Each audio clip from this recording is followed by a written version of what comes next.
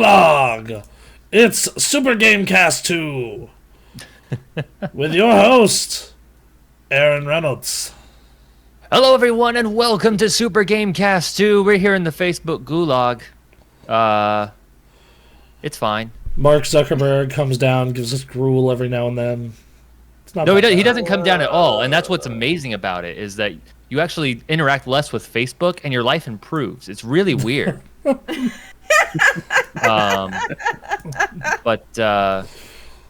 we'll be dragged back into the Facebook nightmare sometime soon, right, Bronson? Yes, when the metaverse takes over. And the, Yeah, the metaverse. And then Yeah, we could go on and talk about the metaverse. And then you go to metaverse jail for jokingly telling your friend you're gonna kill him. Yep. So because we have to. The only way someone can. I mean, the whole idea of a decentralized metaverse is so they don't have to have some algorithmic police try to decide what's safe language and what's not, right? Mm-hmm. Well, or at least that's the idea. They have their own servers, and if you want to do that on your own server, then you'll still get hit by that algorithm. But the whole idea is, my guess is they're trying to do like something. When they say decentralized, they're talking about like a Discord kind of thing, like right. Manage your own spaces, you jerks. Be better, but don't. Be better and away from us if you're going to be like that. Only the most sanitized and inoffensive content can be here. The most corporate. All I know is my gut says maybe. So, you know. Hey, Jesse's here. Emily's here. How you guys doing? Doing good. Yay! I'm thrilled. Better with coffee. Good. Bronson, you know what? We've been doing this a little while. I just want to do something real quick. Just a little callback to the way we used to do things. We used to do taste tests. Oh God, where's this going? Nothing crazy. Darling. This is nothing like Redline. Nowhere even close to Redline or anything like that. I'm not in my 20s anymore. The drink that nearly made Quinn have a heart attack. Holy shit. Oh God. I broke up that Redline over that night of Halo. That was, I don't know. That didn't make me feel good. Oh, dude, it wired Quinn. Like his foot's tapping. He's like nervous. It kept me awake. God. So, because he downed the whole bottle, didn't he?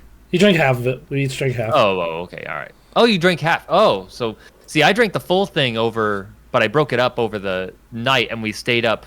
We stayed up through the whole night playing Halo, if I remember correctly. Yes. You're also not supposed to drink the whole thing. You're only supposed to drink half. I mean, it was like over 12 hours. I don't know. Fair. I don't know how it works. Anyway, I stayed up. I didn't get wired, but I stayed up, and then at the end, it was time for me to go home. I was like, oh, it feels so good. This is bad. Anyway, I was at the store at work over the week, and G Fuel, the official drink of esports registered trademark, of course, came out with a limited edition Sonic the Hedgehog energy drink. Oh Christ! Hey! Oh, really? Okay. And I was like, nervous. oh but God. Well, as a professional gamer, I have to verify this is worthy of gamer Let's consumption. protect us. I know that Melody Mac and other streamers are sponsored by it, so go on. Really? Oh, well. All right, G Fuel, you be watching.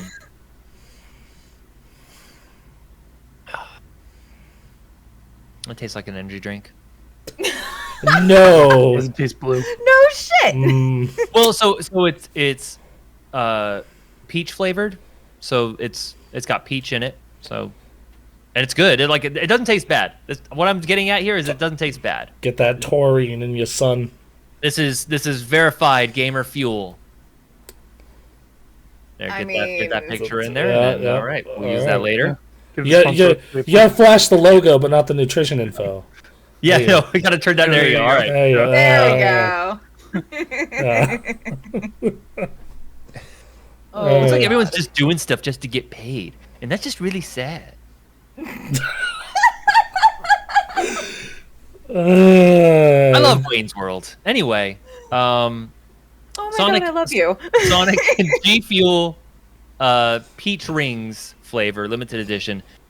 It's good. It's not my preference. I'm more of a Monster Ultra Zero kind of guy, but you know what? I appreciate that. I am a never drink an energy drink ever again kind of guy. Fair enough. They got those. They got those iced Starbucks coffee drinks, and that's about as close as I go. Okay. Those Yeah. little- Sure. Those ones you can get at the store. Yeah. Those are fine. Well, okay, so we want to dive into the news here because holy crap, we've got a news story. Stuff happened. Stuff happened, It's happened. and I want to talk about it. But before we do that, Bronson, why are we in the Facebook gulag? I'm just Here we curious. go. I don't know. Because I got a 48-hour ban on Facebook, which means Nice. which also means any Facebook I'm related to, like say the one we manage for the channel, also got a 48-hour ban on Facebook. Because Yeah. no, go ahead. Yeah, what are you gonna say? No, wait. When you said, "Oh, we're in the Facebook gulag," I was like, "Okay, well, Bronson's in the Facebook gulag. I haven't done." But no, the Super Gamecraft Facebook channel is in the It's gulag. also Holy gulag. crap! So, yeah, what ends up happening is there was like this meme post where it's like, two must go away forever, and it was related to drinks. And you know, people are posting posting different stuff off and on and whatnot. Like some people want tea gone, but Ray comes in with this shade against chocolate milk, right? He comes in with I'm this sorry, shade. what? You know, Some people just don't like chocolate. That's always a shocking people are revelation. those people are entitled to their wrong opinion. Yes. Yes, they are. So Yes, they are. yeah. Anyway, so that happens, and so Ray comes in and says chocolate milk, and I'm just like, this cannot stand. So I go in and I jokingly say, "I'll fucking kill you." The most rational response. Bam. Banned for 2 days. And I get banned for 2 days. The better part, though, the way better part, is my roommate wants everyone to know and like to let Facebook know I was joking. So she screen capped it, and she's like, apparently Facebook doesn't know the definition of sarcasm or joking, and then she gets banned for a week.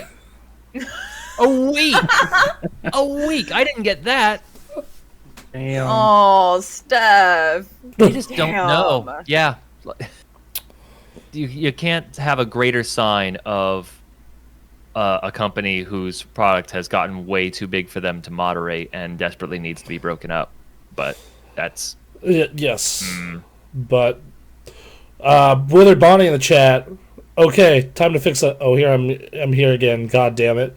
Oh, Yeah, God damn it. Wither Bonnie, how you doing? That's- Are you eating? Is food coming to you? That's how I feel when I randomly appear on this podcast too.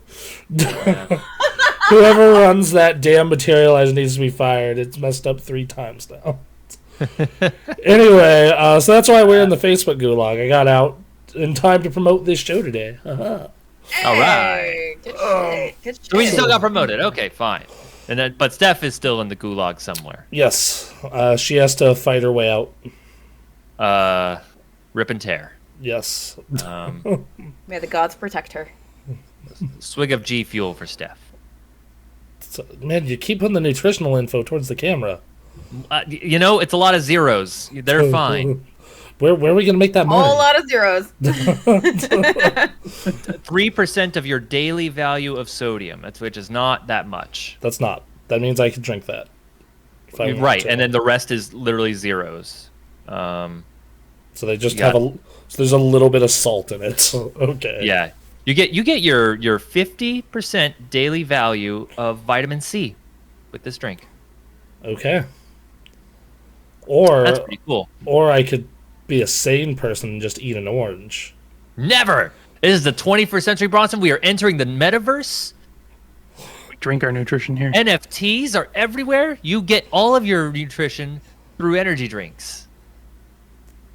I don't want to live on this planet anymore. Take me with you, Bronson. Take me with you. Okay, we need to get into the giant news that happened this week. It's been 10 let's minutes. do some news. So, hey everybody. You may have heard of this small company called Activision Blizzard / King. It's an indie company, for sure. It's a small indie bit of an company. It's certainly independent. They've made this semi-popular MMO called World of Warcraft. You may have heard of it. Yeah. It's really weird that like something that small runs on a subscription service. It's really weird. Really weird. Who knew? They were bought by Xbox / Microsoft for like $69.8 billion, I believe it was. The number keeps changing, but it's around there. So let's It's just around like the billion. 60 billion, yeah. yeah, let's see. Nearly 70, right? Yeah, Yeah. nearly $70 billion. Some reports go over 70. Like I woke up to that on I think it was Tuesday, and I literally couldn't believe it. Like I was just like, I'm like, this is one of them troll posts, right? right. Hey, this is someone fucking with me, you know. Sure enough. And then I bothered to go to the Xbox website, go check on Microsoft's website, their investor thing, and just like, no, it's the real deal, son. Like I was like, what the fuck, Man. bruh? It's fucking, you know, like, it's like Microsoft took that like 5 years straight of people being like, you have no games, really personally. Yeah. You know, And like now they're coming back and going like, you want games? it's like Here's your fucking games, bitch. Enjoy. it's like To give you an idea of how much money this is like paying someone of my salary for a year, except that someone is, let's count this number, 1,647,059 people for a year on my salary is what we just paid. if you and this is now the company I work What? for. Yeah. I get paid $42.5 a year. That's a little bit more than I made last year. Like, by well, a you need hair. to in Seattle, unfortunately. Yeah. So But yeah, so oh my god, it's a sickening amount of money. to put this in perspective, like that, like Bethesda was bought for 7. This is 10 times that. Yeah, which I mean, you know, you look at the franchises Call of Duty and World of Warcraft alone, that does more than half the work of that price tag. Yeah, like I also ended up in the Star Wars universe, fought in the Clone Wars. That was a neat outcome, considering the outcome. Okay. I'm much more interested in the Garfield cinematic universe. Okay, Withered Body, thank you So for go figure. Withered Body. Thank you for the side story you're running in the chat. We always appreciate it. So to put this in perspective, Donald Trump was a billionaire who mostly funded his own presidential campaign, and he is worth $3.1 billion. Yeah. That this purchase is worth like 22.5. What? No, what would that be? Hold on, I'm gonna round it up. 70 Okay. divided by 3. Yeah, 23.3 Donald Trump fortunes. His entire net worth. And just spend it on Activision, like Yeah. whatever. I don't. This is sure. I mean, Drop in the bucket. yeah. When your market cap is $2 trillion, Yeah. and you probably have at least $1 trillion in cash in the bank, because they pay. That's another thing. They just bought it. They paid cash. They didn't have to fucking pull out credit for this. They just went and bought it. What's so crazy about it is, like, we were having trouble discussing purchases of, like, Square Enix. You know, Right. we were talking about purchases of much smaller companies. Like we didn't see like purchasing EA. That seemed too big. Yeah, EA would be half as much as this. Right. Ubisoft seemed too big for like one of these to purchase. Like this is not normal. This is not normal at all. Well, this was just like, I activate Mirror Force. Fuck you. Holy Jesus Christ. Actually, better. I activate Ring of Destruction. Microsoft is slowly creating Exodia on the game board and like just got the head. And I was like, God damn it. Like, okay, let's talk about some of the IPs that they have acquired. Yeah, let's do that. In this shit. Alright, so we'll get Blizzard out of the way because they have the shortest list. Warcraft, StarCraft, Diablo, Hearthstone, Overwatch, and then Heroes of the Storm. Alright, Candy Crush, Call of Duty, Crash Bandicoot, Spyro, Tony Hawk, Guitar Hero. What the fuck? Yep. Like, Oh my god. oh, that also means they own Sekiro. Oh, do they own what? They own Sekiro. They own Sekiro? Yes, Oh god. Huh. they own Yeah, Sekiro. because that was an Activision title, wasn't it? Yes, it was. What? I didn't realize that. They own. Yeah, that's Weird. All right, so they also own Geometry Wars. They also own DJ Hero. They own Gun. They own Nice. Lost Vikings and King's Quest and Prototype. That was okay. I'm gonna hold my. I'm not gonna take this moment to talk about Prototype here. We'll move on. They also own Singularity, Time Shift and True Crime, and Tenchu. Bruh. Wow. Like, what the fuck? Withered Bonnie took a break through their journey to say they own Skylanders. That was Activision. Yeah, I consider that Spyro, but yes, that's. But I mean, it is Spyro, but like, you know, again, like some of these franchises are very dependent on the creation of new hardware, and I wonder with this purchase, do you think they start exploring that? It's entirely possible. Specifically with Guitar Hero is what I'm thinking. But so I want to talk about like how this affects Microsoft and them in the gaming space and their competitors before we get into like the weird bigger implications of this. sure. Right. So, dude, like, so they also own Blur. Sorry, I forgot that one. Man, Blur. So let's talk about the fact that they have.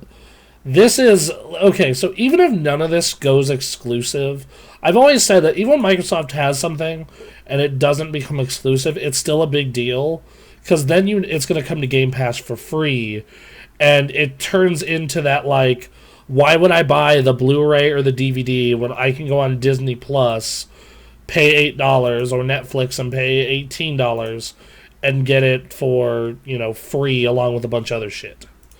Right. Like that's always been the argument here. And like Call of Duty is a huge get because for the casual audience, which that's mostly what Call of Duty plays to, you can go and say, we have this $300 box called the Series S, and it has Call of Duty on it, and you get Call of Duty for free along with all these games as part of a $10 sub. Yep. Like, who was going to spend $70 for the PlayStation version at that point? And then combine that with, Xbox. Even when it sells games on PlayStation, a portion of those profits are going to go back to them as well. Yeah, most of the money goes back to the publisher and the dev. So Yeah. Yeah. So this is huge. And also, people were talking about Call of Duty has been, having some issues of late. Warzone's great, but is not at the highest point of its career. And that's been true for a couple different franchises that have been purchased now. And with Microsoft taking ownership, change of management among some of these games could be in order, and that could be for the better. I actually think this merger might have been going on for a longer time than we expect, because Mike Ybarra last year went and took over World of Warcraft in like July or August, and he was a like long time Xbox guy. Okay. Right. So yeah. Interesting. That's So interesting. that's real interesting. Yeah. So this might have been going longer than we think, for sure. I know that, Microsoft doesn't put up with this kind of like scandal bullshit that's been going on Activision. Sure. So I'm really hoping that this is like the clean house moment, and like here, World of Warcraft people, World of Warcraft devs, Overwatch devs, Diablo devs, here's more time and money, Yeah. that's a big deal. And another part of this is, what if they fold the World of Warcraft sub into Game Pass?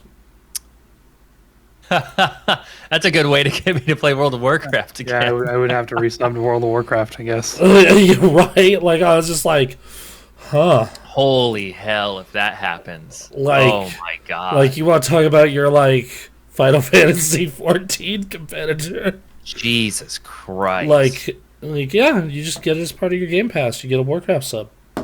Ugh. Like, that'd Damn. be such a smart move for, like, two like, there are two levels And of the that. numbers work for that, right? Oh, I mean, yeah. Like, so right now there's an estimated, like, 1.5 million WoW players active. Right. And I would assume most of them are playing Classic, if I'm being honest with you. I would want to go back to Classic. Times that by 15, that's $225 million each month. Yep. But thing is though, is like, let's say a large portion of those are not subscribed to Game Pass, then and then just like they want Game Pass to be the Netflix of video games, so like, just use as a loss leader. Yeah. Like, oh, dude, that's nuts. It's nuts. That's like just such a crazy idea when you sit and think about it. Man, it is amazing. I'm very interested in how they're going to handle this, because they now have a lot of weapons at their disposal, stuff that they can fix and stuff that they can revive. And like the manpower to do it, because this they brought over all the people and they said they're not firing any of them yet. So Yeah. like the merger isn't going to close until next year though. Yeah, it's going to take them a while. It has to go through, and then it's going to take another 2 to 3 years of dev time for whatever they're working on.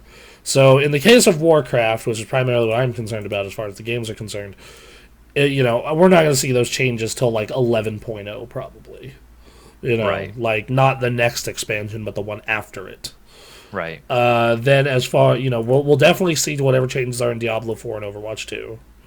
We'll definitely, Hearthstone is kind of on a shorter table, so like those will come earlier. For Call of Duty, it'll probably come earlier. Stuff like that. Like the fact that they don't really have to worry about their share price anymore. I will say that another really interesting thing is Bobby Kotick is staying until the merger is done. Then he's gone. Yeah. And I'm guessing if it were up to Microsoft, they'd get rid of that shit now. Because, like, I'm not sure if you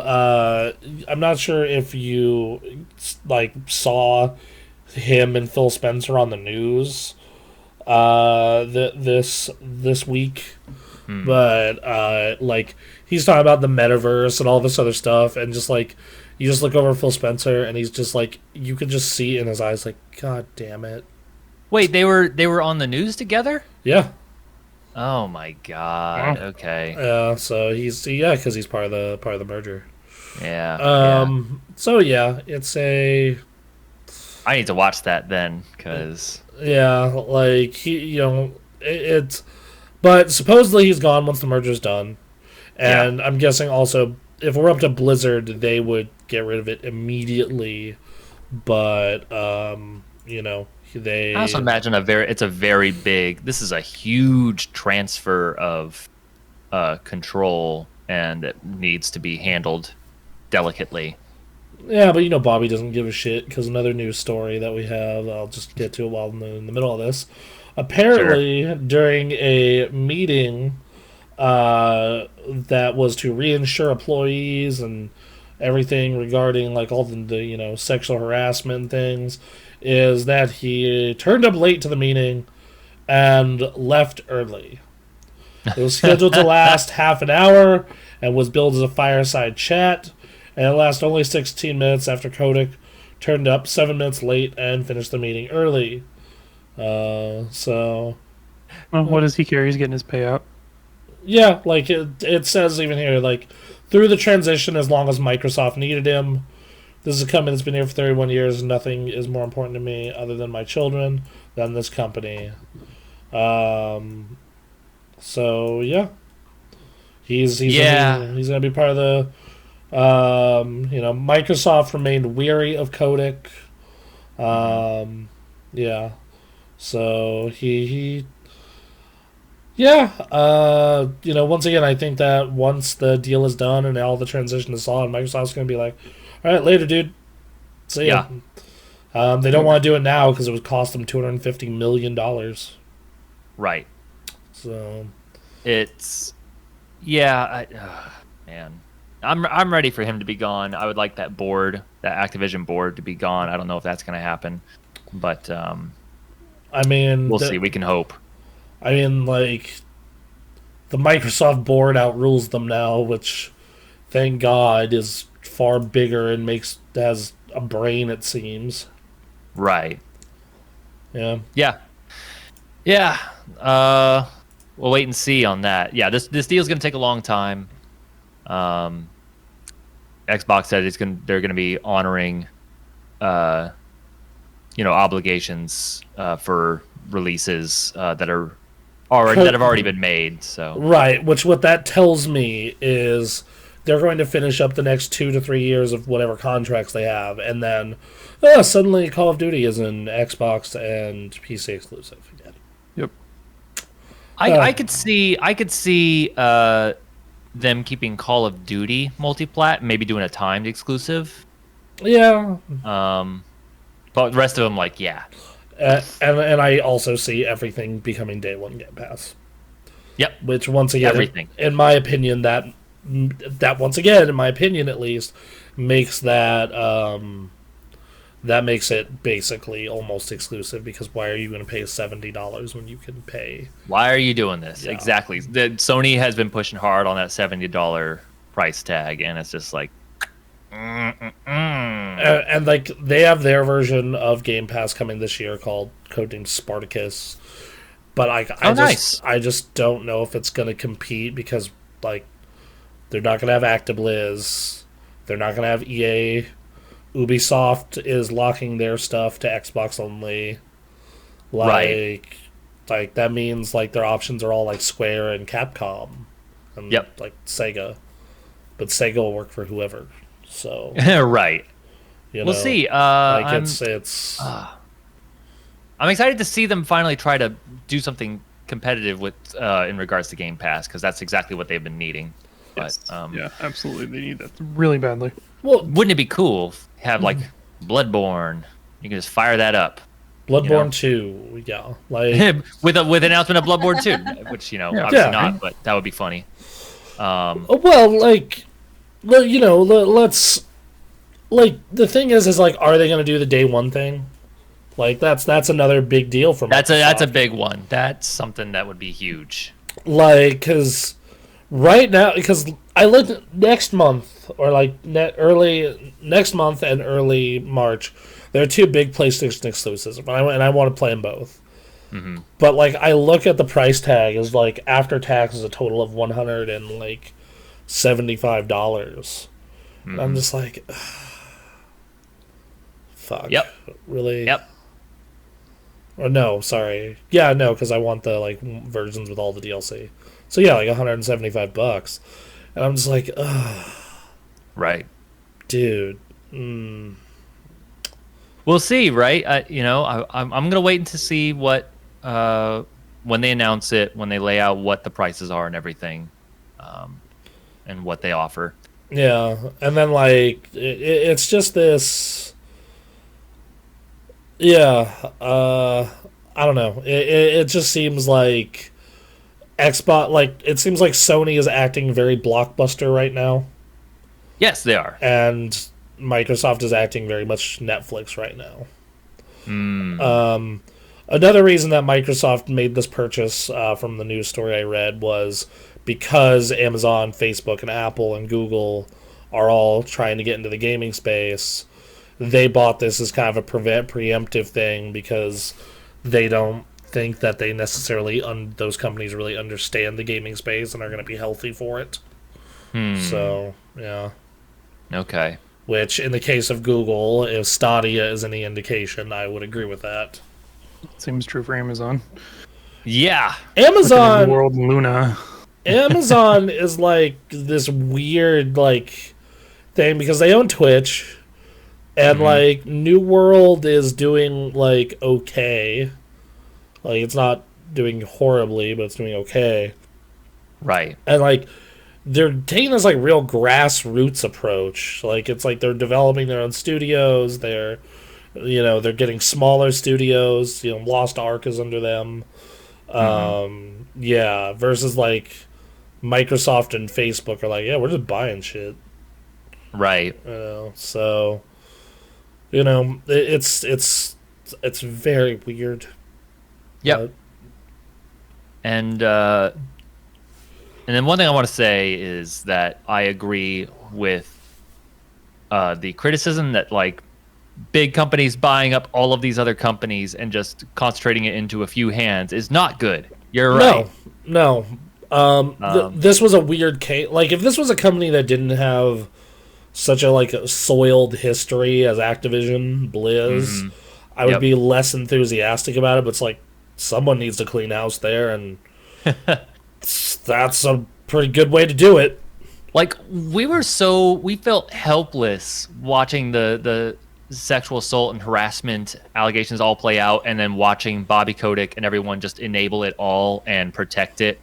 Doing their typical corporate speak of sounding like they're going to do something about it, and everyone knew they weren't. And we're like, well, the board enables him, and that's what controls his company. I don't see how. Oh my God, Xbox. Yeah. Holy.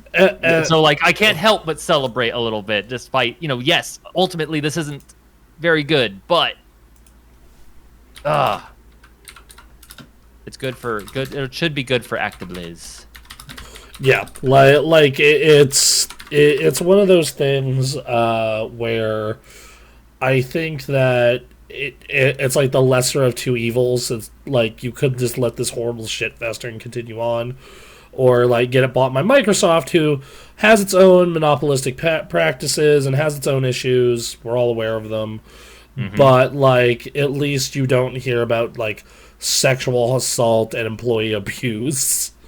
Not yet. The worst I ever hear from Microsoft is we had to crunch pretty hard on Halo. Right. Which, yeah, does that suck? Of course. But yeah, lesser of two evils there. And then, once again, Microsoft's been in the gaming space for 20 years now versus, like, would you rather them bought by Amazon or Google or, Facebook? That's another question. Right. The company that is Activision that like back in the 80s trolled another company by making a game about some shuttered blinds, is no more. It's just a soulless thing now. Right. So, no. This is just a like same thing with like Blizzard. This is like there. Yeah, are there some people there still from back in the day, like Samwise? Yeah. But for the most part, it's just like dudes who are real big fans of Blizzard, and then a bunch of shitty corporate execs. And that's what it is. So might as well get these IPs into the hands of someone who used them hopefully well, and also has significantly less baggage when it comes to sexual assault and abuse and constantly firing temps and all these other shitty practices. I'm pretty sure that like most of the employees at Blizzard, going from sexual harassment, testers getting fired, testers being underpaid, staff being underpaid the industry average, and a bunch of other bullshit, to you have to crunch sometimes, that's probably an improvement. Yeah, they probably deal with their employee issues. Yeah. I will say that Microsoft does have some concerns in regards to overusing contractors to complete assignments rather than full-on hiring people. And then another smaller news story is a group of testers, I think within Activision, is trying to start a union. Yes. And now that they're part of Microsoft, I cannot imagine Microsoft's reputation. I don't think they're going to let that happen. No. Which sucks, but that's Microsoft. Yeah. And so, but Microsoft also pays above industry average, and also typically has good benefits. So that's fair, but again, this is a lesser of two evils. Yeah, no, this is not like sunshine and rainbows, but like going from Blizzard where you're underpaid and all the other shit to this now, it's a better option. Yes, I'm looking for just better management of these games that I care about, that I enjoy, and I also want easier access to them because I can't buy them all. Right. Well, Phil Spencer did say that they were looking to revive cult classics that Activision had forgotten about, and I just want to say I'm ready. Right? I've got my Guitar Hero controller ready. I'm ready. Look, people are ready for this. No. Come on now.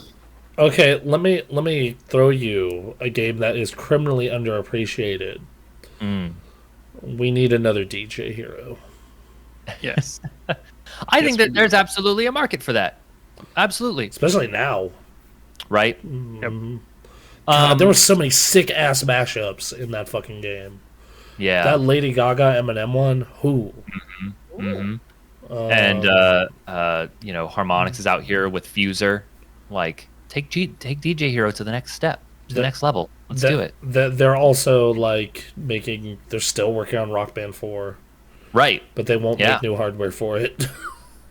Right. Let's get Microsoft money behind a big Rock Band push at the right time. Like, rock and roll as a genre is not really doing too hot these days, so selling hardware for a guitar is probably a hard sell right now, but they can figure something out. I'm going to say my piece very, very quickly.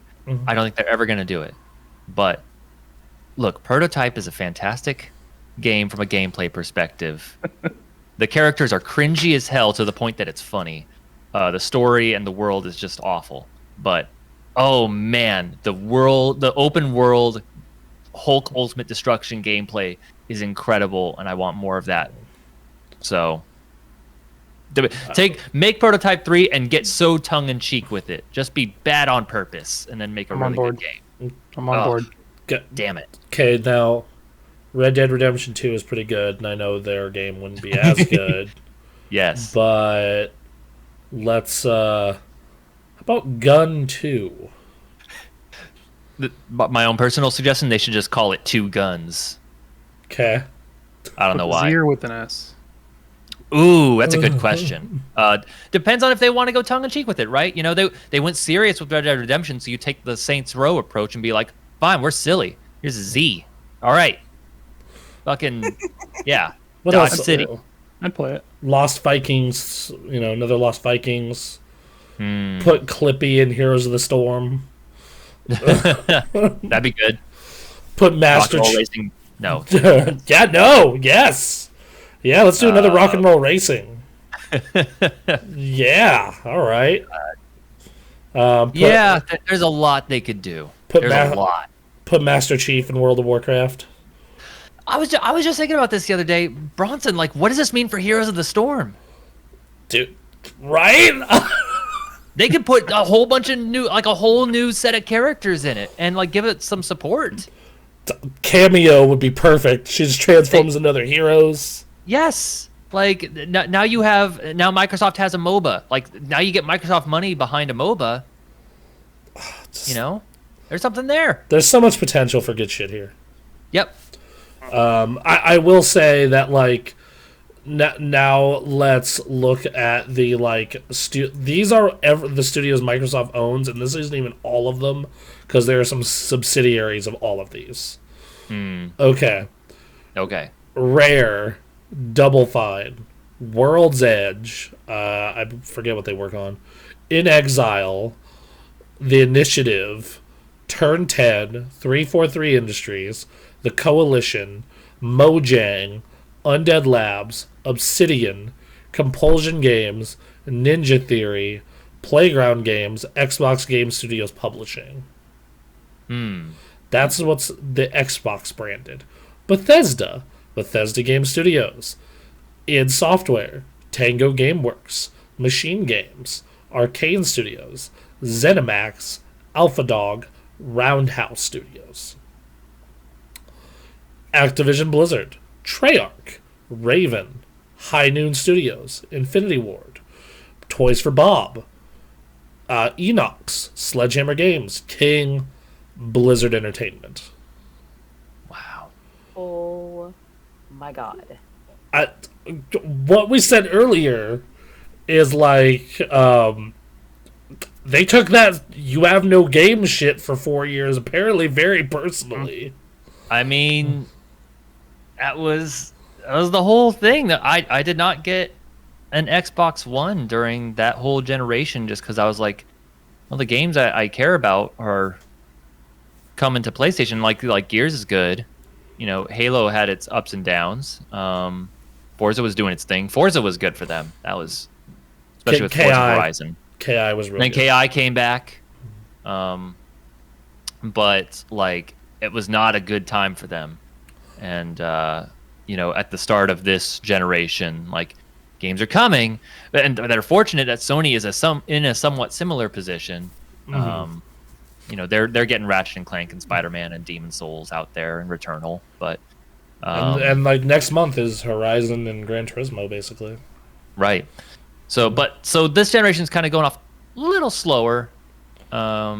So there's time, but like Microsoft is clearly just like, you know, Halo Infinite comes out and Halo Infinite's got a lot of players, but it also is having a rocky start and they're improving, which we'll get to later. But like that's going to be a slow burn as well. So they needed to start making some moves, and I know some people are not happy about the way it's being done, but it's being done. I don't get why people are so salty. Like, I know so many people who are salty about this. I've seen so many posts about it, and they're like, Sony wouldn't do this. What are you talking about? Sony bought Insomniac like a year and a half ago. They bought like 4 smaller studios this year. They just buy smaller studios. Right. They have less cash to burn. Blue Point, didn't they? Like, yeah, they just bought Blue Point. You know. Like, they just don't buy the biggest fish because they don't have the money for it. If they did, I'm sure they would. Right. Like, they're using the resources available to them. They have a staff that's really good at maintaining and developing smaller studios into bigger studios. You know? I would like to ask people on the internet, please do not tie your identity, your personal or internet identity, to a company. Please, just don't get sucked into that. Let's I have never seen, and I see it on the Microsoft side too. It's fanboyism, but like, man, ever since Bronson, I curse you because I've been on Twitter and I now get like gaming topics suggested to me. I see this wonderful message from Phil Spencer of like, we're going to continue. We talked with Sony, like this like fucking United States Russia conversation. I talked with Sony after this, and we're going to make sure that we honor these deals, and we're talking about Call of Duty continuing to be on PlayStation, and which, you know, whatever, it's corporate speak. You know, this is not like how they really feel. So whatever. But then I go into the comments and just like, man, this is Twitter, so like more than half of these have to be like 13-year-olds, right? They just have to be. I don't know. I got into a conversation about Game Pass with a grown man who looked like he was 40 the other day. Yeah. I'm all for internet anonymity and having that choice, but part of me kind of wishes I could, like, off the bat know the age of the person I'm about to argue with on the internet. It's just like it's that thing that Blizzard tried to implement, like, in their forums like a decade ago, where originally Blizzard was going to have you put your real name into your like account. Yeah. Yeah. Why did that fail? Because people got pissed. I bet they did. But like, shit, man. So anyway,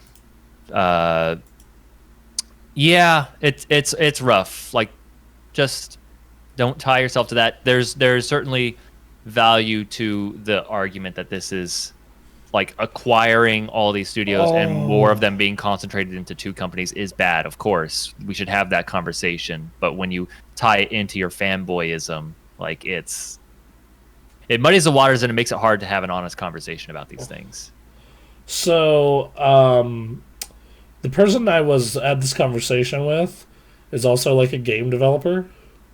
Oh no! Okay. Of a like small indie game, and it's out on like everything. But okay, like, that's still like really funny to me. Wait, what was their argument? Their argument is like Game Pass is bad for the industry because it creates a lot of people who refuse to directly buy games and just wait to see if it comes on Game Pass, even though they haven't confirmed it, and they just freeload on it later if it does. And then I'm like, and yeah, like I'm just like, okay, but multiple devs have already confirmed that yes, Microsoft pays us for this support, and 2, we get a bunch of free publicity that people on PlayStation go run out and buy the game later. And people who don't have Game Pass run out and buy the game because of if it blows up enough on Game Pass. So that's certainly a take. Right. Like, and it's something that, like, what's great about something like Game Pass is that it provides me the opportunity to try smaller games that I would never even take a chance on. Right, and the developer still gets that money from it, because, like, I'm telling y'all right now that as much as I've really enjoyed certain games on Game Pass, I would have never played them to begin with. Like, I would never have bought Unpacking. Yeah, no, I wouldn't.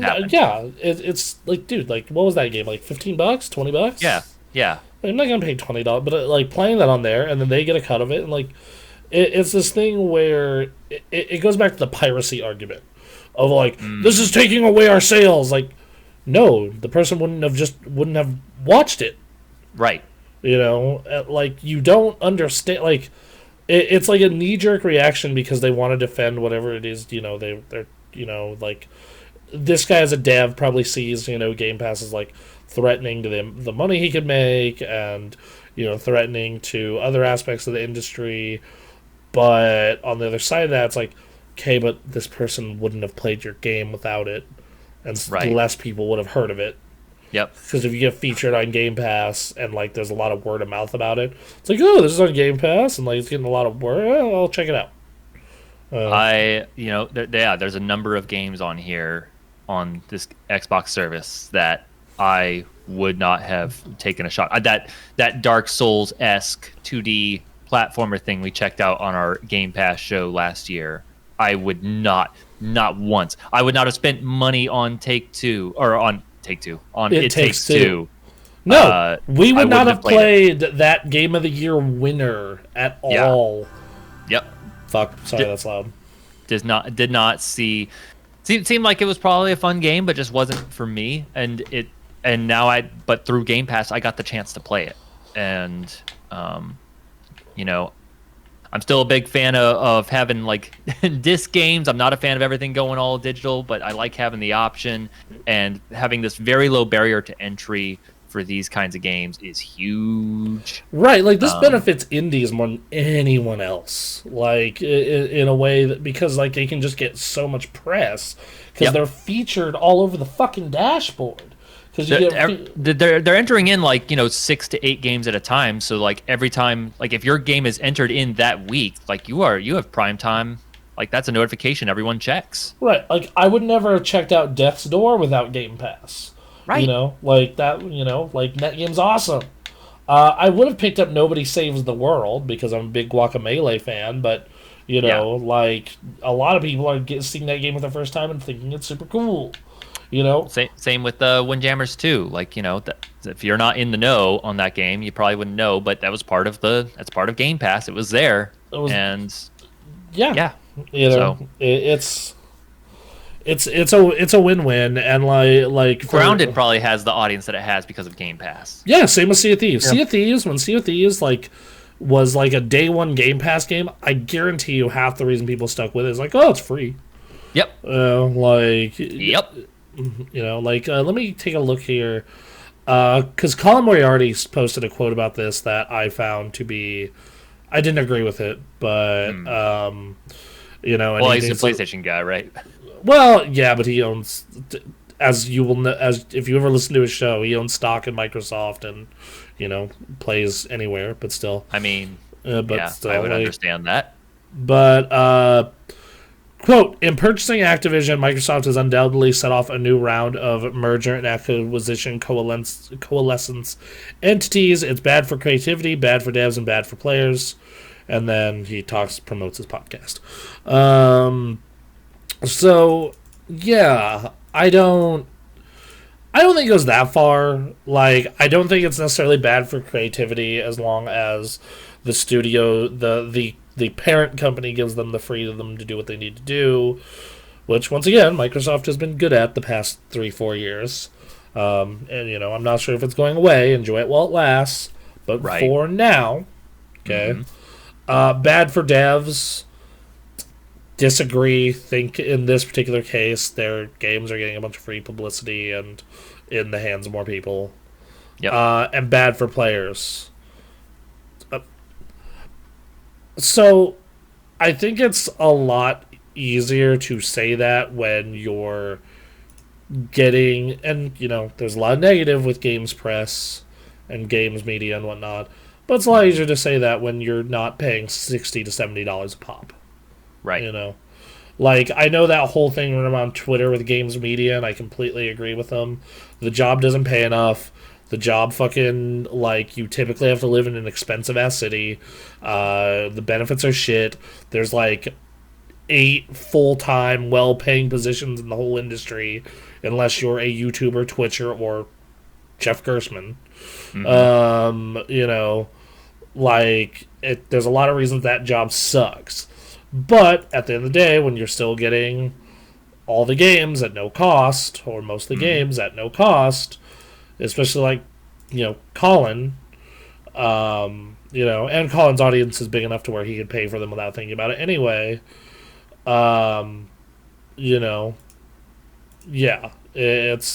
one this thing where it's just like, well, yeah, of course you think it's bad for players because, think about this week alone in Game Pass.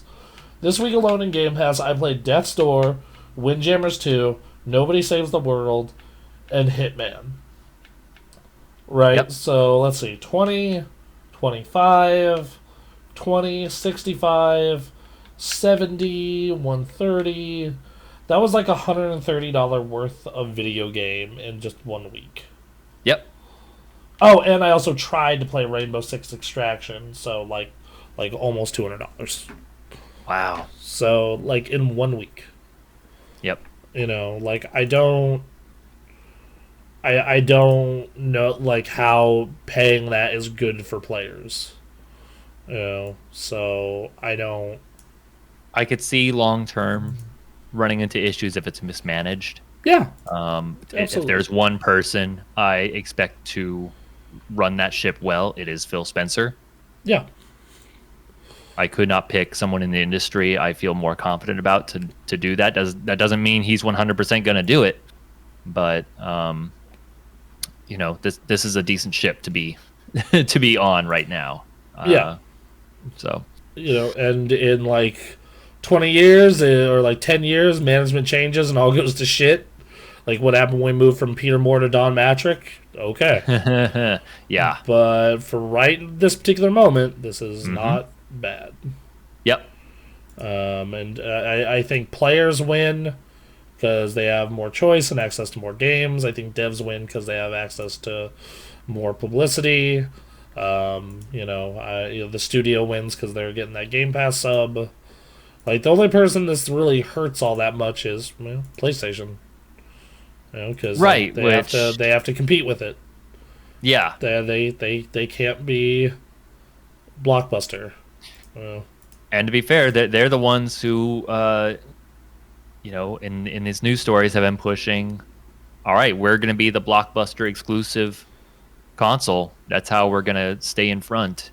Yep. And now Microsoft's doing it with a bunch of money and just buying up shit, but like they're not necessarily Blockbuster, but they're going to do the same. It's like, all right, exclusives, let's go.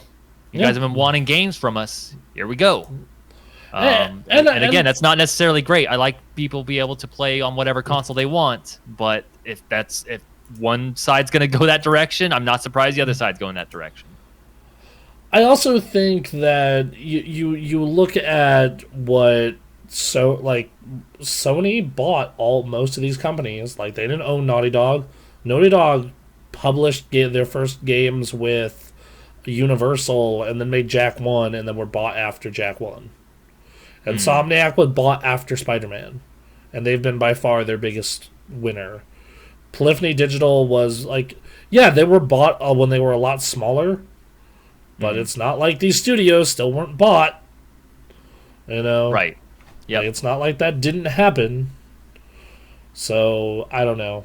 I guess people are just like I saw this dude in the Kind of Funny Facebook group just setting off about now he has to play Diablo on PC because it probably won't come to PlayStation. And he's mad that he has to build a new PC for this because he refuses to buy an Xbox. And I'm just like, why? What world do you people live in? You get an Xbox for $300 and it's easy to get too. Enjoy the damn game. Play your Diablo 4. You don't want to spend that much money on it? Get a Series S. And keep your PS5. There you go. Plenty of people are doing that. Yeah. Look, and even if we do end up in this merger acquisition world, and you have Sony going out and buying Capcom and Square, and then Microsoft buying EA, and so on and so forth. This is an expensive option. Admittedly, the Series S does make it easier. Just buy both. Right. At the end of the day, and I know that's that's expensive, especially for some people. That's a lot of money. Yes. I get it. I'm taking a pay cut to move to my new job soon because it's less stressful and better opportunity in the long run. So I definitely get the money being tight thing. But if you really care that much, buy both. Yep. That's the answer at the end of the day.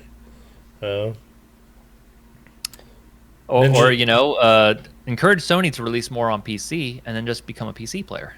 Yeah, that too. I mean, either way, cool. You're spending $1,000, but still. Right. All right. Well, anyway. Ninja, you got any more takes on this or M before we get around to the next thing? I think you guys covered it. All right. Okay. Emily, what do you think? I guess I'm more on the lines of let's see what happens with everything, with the acquisition, with Sony possibly volume up, louder. Blockbuster. Sort of thing. Yep. Yeah, agreed. It's going to take a long time for this deal to go through, and it's going to take a long time before we see the full results of this. So exactly. Let's hang out. We'll see. Yeah. All right. Well, anyway, All right. we got our next story, which is really funny to me. Is there are analysts thinking that the PS5 will outsell the Series X 2-1. In what world? Like That's what I was going to say. it's gonna come down to production. Like World. everything except the Series S, which they. Em, you're gonna have to be a little louder. What? No, I was just saying, like, in what freaking world is PlayStation gonna outsell Xbox? 2-1. Like they're outselling them, but not 2-1. Yeah. Like, are they even gonna produce enough to outsell 2-1? Like, Yeah, like if one, it's production. Like that's one thing that we need to talk about and worry about.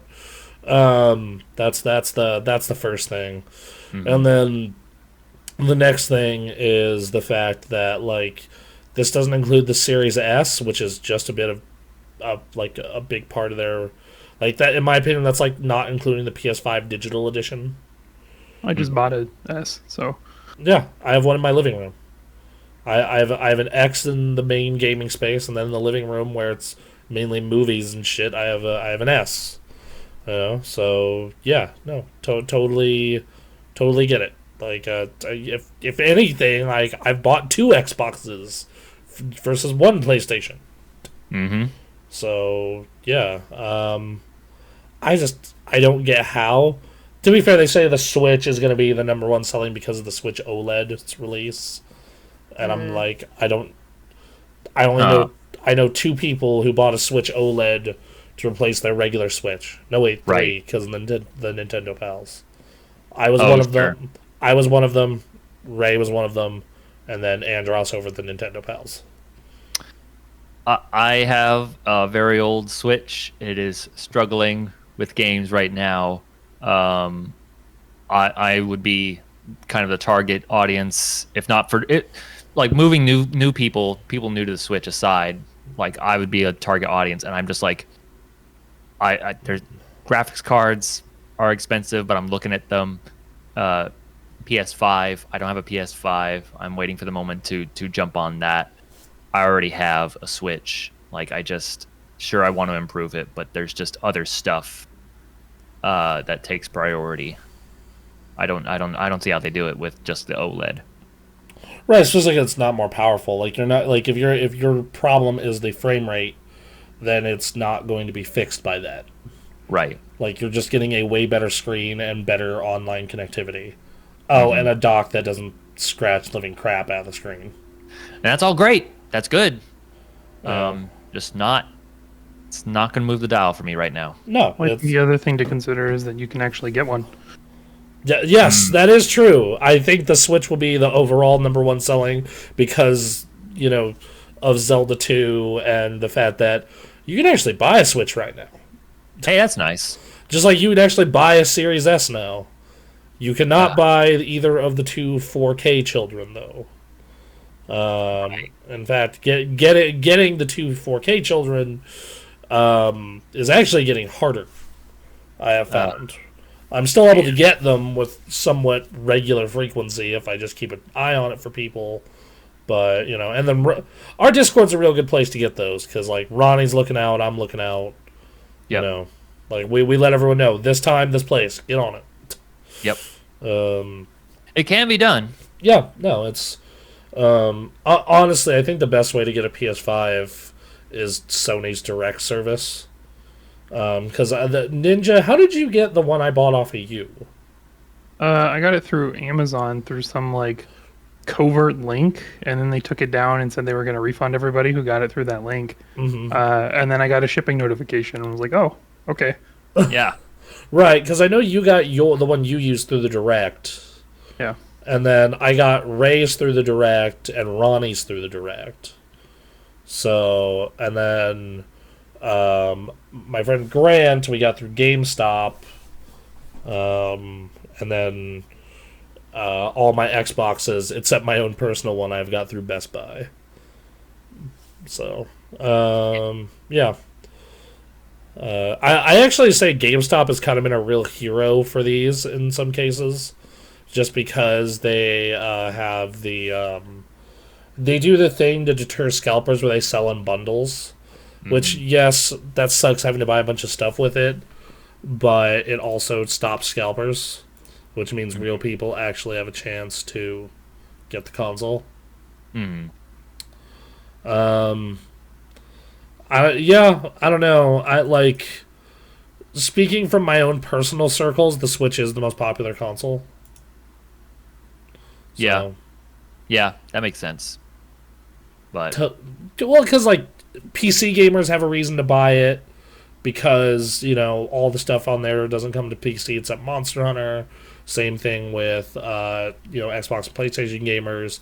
It's a portable, it's just a more popular console to own with the other console.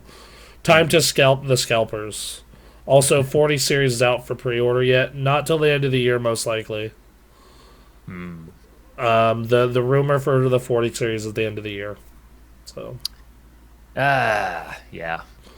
Which, how much do you want to bet that's going to be gone in seconds? Yep. Right. If they don't make any changes to how they did it before, yep. Yeah, crypto is going to go bananas on that. And then because... right now, so... Yeah. And then because the market has shown that they will pay $1,000 for a 3080, I'm totally going to bet that is going to be the launch price of 3080 is $1,000. Or sorry, 4080. I would say at minimum $900. Grand and up to 900. Yeah. Yeah, or 900 to $1,000. Is what it is. I know that I have so I like playing my games at the highest resolution I can. Duh. Yeah. Which means I have a 1440p monitor and a 4K television. Meaning, and the 3080 is just not hanging, streaming while playing games at that res. But the Xbox would do fine because it's the one handling all the processing. So if the graphics cards are too expensive, especially I might drop down to a 4070 if the performance is good enough. I'm either going to do that or I'm going to pay $200 and just get a 4K capture card and just ride this 1080 to the ground. Right. That might be the solution because, dude, this is... Do you remember when you can buy a flagship GPU for $400? For a very brief moment, yes. There was a moment with the 500 series through the 10 series where the big badass GPU was $500 to $600, and then even $400 in some cases, and now it was supposed to be $700, which we thought wasn't that bad. And now you're paying, now it's dude, it has to be $1,000, right? It's being it's selling out at $1,200. Yep. Yep. I do not hold out hope. No, especially because Nvidia has shown they will do anything to bleed money. So. Yeah. But no, I don't think the PS5 will outsell the Series X 2-1. I mean, the Series X, I could PS 2-1 though. 2-1's a lot, but also Microsoft is, the way they're playing it is get on the PC. We don't care. Yeah, I could see a scenario where they say that, but 2-1's a lot. That's a whole lot, man. Yeah. We'll see, I guess, right? Yeah, I think that the real answer there is I think it's gonna outsell it. Just looked up 40 series is pushed back to 2023. That makes sense because the what's it called? The rumors were October to December of this year, so. And I mean, yeah, It makes sense. If 30 series sells out the second it comes in stock, why would you bother? Right. So, yeah. Anyway, it's one of those things where we'll see, but I think, and the thing is like if it includes Series S, I think this will, like, it definitely won't double. I just don't see it, dude. I just, Yeah. but yeah, like We'll see, right? I don't know. I can't imagine it, but I can't imagine it again because I think there's also just emphasis on like their play with Series S being a lower price entry, and then their PC push as well. I could see a scenario, but I also don't think it's likely. Yeah. No, it's super, like, that seems crazy to me, but anyway, hey guys, VR is big. Is it? It's getting big, I should say. It's slowly moving forward. I've been playing more VR than ever because I need to stay active, and if I don't do VR, I will be a lazy slug man piece of shit most of the time. Fair enough. Especially with the pandemic. Yeah. Because as someone who used to work out a lot, a weight room is 110% the place where you would catch colds and catch stuff. Yep. The fact that Ray goes to the gym all the time, I'm not surprised he eventually got COVID. Yeah. No.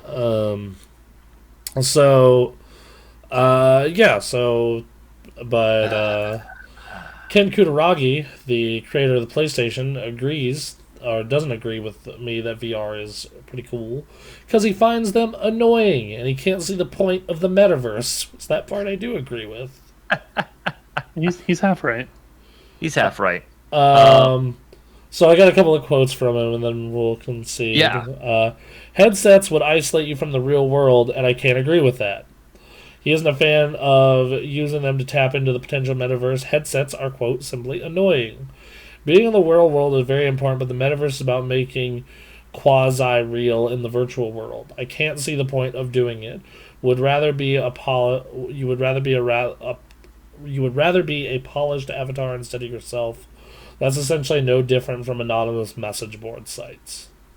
He's currently working on his own project to push digital communications. Well, that's specific. He has become CEO of Ascent Robotics. And Okay. it's where he works on projects that transform real-world objects into computerized data to benefit retail and logistics customers. Isn't that part of the whole metaverse thing? He wants to harness the digital data curated by company robots to reproduce digital holographic images in the real world. Similar to those of like Star Wars and like the Princess Leia distress call. I mean, that's Sounds again, pretty similar to yeah. Metaverse. That sounds like way cooler because like you're getting like a hologram in real life versus like. But that's it. That's it. The whole thing about the metaverse is blending the two. That's what that is. Yeah, but So that's I don't know. funny. I think his application is. I think that application is different. When I imagine the metaverse, I think of things like that. When I imagine the metaverse, I think of putting on a fucking VR headset. Again, you have Ready to Player One understand, like style. the way VR goes forward is that they make a headset that isn't like the VR headset we have now. Like, Great, so that's like 20, 30 years away. exactly. No, it's gonna take a long time. Like When Mark Zuckerberg's talking about 5 to 10 years, like that's optimistic in my mind. They got to figure out a lot of issues with that, but that's the goal, right? right, and like looking at the technology, dude, most companies can't even get like wireless technology to work right most of the time. Right. Okay, like I have a super good router. Everything is port forwarded and like done perfect. My network is perfect. And Yeah. like even then, the Oculus Quest 2 sometimes is like, I don't want to fucking transfer data right. Hook it up with a cable, jackass. Yep. Yep. Like, yeah. And like It'd be cool. I love that technology that these companies are pushing forward with this, and just like none of them are putting a whole lot of effort into getting internet accessible everywhere the way it needs to. Like, you guys are really not thinking forward on some of this stuff. I'm looking to switch my ISP like this next week. Yeah. Finally, like, as long as they will approve it, I'm very much like, this needs to happen. I'm so done with Charter's bullshit. I'm surprised you stuck around with them so long. Well, it's because AT&T in my area had a data cap. Yeah. That's good. that's what kept me, and I'm like, I contacted them this week, and I was just like, so your fibers, their data caps? No, and I'm like, is their data throttling? And they're like, no, we don't slow down your speeds for your home internet. And I'm like, and then like they're like, well, you have to use this wireless gateway, and I'm like, I already have my own modem. And they're like, or my own router, and they're like, no, just you flip the gateway to modem mode, and I'm like, that actually sounds pretty cool. Okay. We'll see. But yeah, like it's nothing we're putting into. And it's not just internet infrastructure. It's like, why was the smartphone successful, and why did it get successful with the iPhone? Because other smartphones existed, and the very simple answer is, because you could press the screen and stuff made it simple and easy to use. Yep. You know, like you press the little TV icon and YouTube pulls up anywhere in the world. Mm-hmm. That's pretty fucking awesome. Yeah. You know, like, and it's easy and it's simple. Any successful technology is like, it is, you know, very, that's how it pops off. Yeah. It's not something people like us, you know, it's not like people like us are, you know, are into, you know, it's that's just not it. It just isn't happening, you know. So yeah, like it's, you need to get it to that point where you just put on the headset or the glasses or whatever it is, and it just works, and it just happens. Yep. You know, so I don't. And they are nowhere near close to that right now. Yeah, but that's the goal. The closest thing is the Oculus Quest 2, which you plug it into a computer or when it's working as a standalone. But when it's working as a standalone, the quality is way lower. So you know. Yep. And I still got to figure out why my headset isn't connecting to the computer, regardless. So. Oh, I might know the answer to that. Are you hooking in it wired, right? Yeah. So when it does the prompt, do you hit deny or accept? I've tried both. Okay, you're supposed to hit deny, just a heads up for the future. Right. Okay. But yeah, there is a future for this. I could, in an optimistic scenario, I could see them coming up with some VR AR glasses that are easy to wear. You can throw them on anywhere, and like they could eventually just replace phones because you just have the screen on in front of you. Yeah. And they're working on gloves, so they maybe are trying to do some gesture-based stuff to control it, Minority Report style. There is a way that this does become the future, but the way it is right now, it is absolutely not that. And so judging it based on what it is now, I understand why you don't see a point to it. Yeah. But and I think to be fair, the future for this is so far away that man will probably be dead by that time. Which is fair, yes. You know, like that man is 71. Mm-hmm. I thank him for creating the PlayStation. But the dude is 71. Like, I think this takes 20, 30 years to get to the point of where they want to be, and the metaverse is a big thing. You know, Charter is literally Satan, by the way. I agree, Parker. Yeah, like I completely 100% agree. But yeah, so you have, God, what is it? You know, so like you're it's that long time, and I think that the companies are making a bad move talking about this and bringing it up so much, even though we're, you know, like you said, that far away. You know, like we're you know, like I said, 20, 30 years out. So we'll There's see. a lot of work to be done by a lot of people. Yeah, no, it's an interesting. And to be fair, like I've personally been playing VR, a lot of VR recently, and VR games recently, and yeah, it's like there are limitations of it that are obnoxious. Yeah, so namely space and all kinds of stuff related to space and your cost and the fact that creating good software for it is hard because with the exception of Alex, most of the stuff that is really good is stuff where you're a pilot or standing in one spot. Yep. So a lot of work to be done. Yes. So I understand his comments, but little premature at this moment. Yes. But I get it. I get it. So Destiny and Halo both have some news. Those are big things on our channel. All right. I'll go start with Destiny because it's pretty simple. Hey, Witch Queen is getting a new raid. Good. So there's that, and it is going to launch 2 weeks after the launch of the expansion. So you'll have 2 weeks to gear up and get ready for it. It is going to be out on Saturday, March 5th, provided that our posse is down to do it and we have the time and everyone is geared enough. We will attempt to do it day one. I make no promises on how well we will do. No. If Vault of Glass was any indication. That's fine. To be fair, with the exception, our second Vault of Glass run went way better on Saturday. The only real problem was the last two bosses, just because of the amount of communication required. Like, we actually had to, I'll explain when we get to what we've been playing. And then they're adjusting power caps. So right now, the power level cap is 1360. And that's like the hard cap is 1400. But like the cap that most people get to is around 1360. And then the soft cap is like 1320.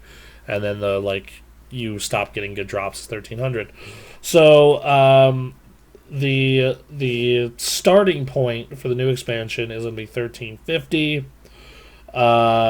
You'll have to reach a power cap of 1550, and 1560 is going to be the hard cap where you need pinnacle gear. Damn. So that said, if this is anything like previous Destiny expansions, 1 to 2 weeks is plenty of time to get geared for the raid if you're playing every day the way Destiny players do. Right. So, yeah, I'm excited.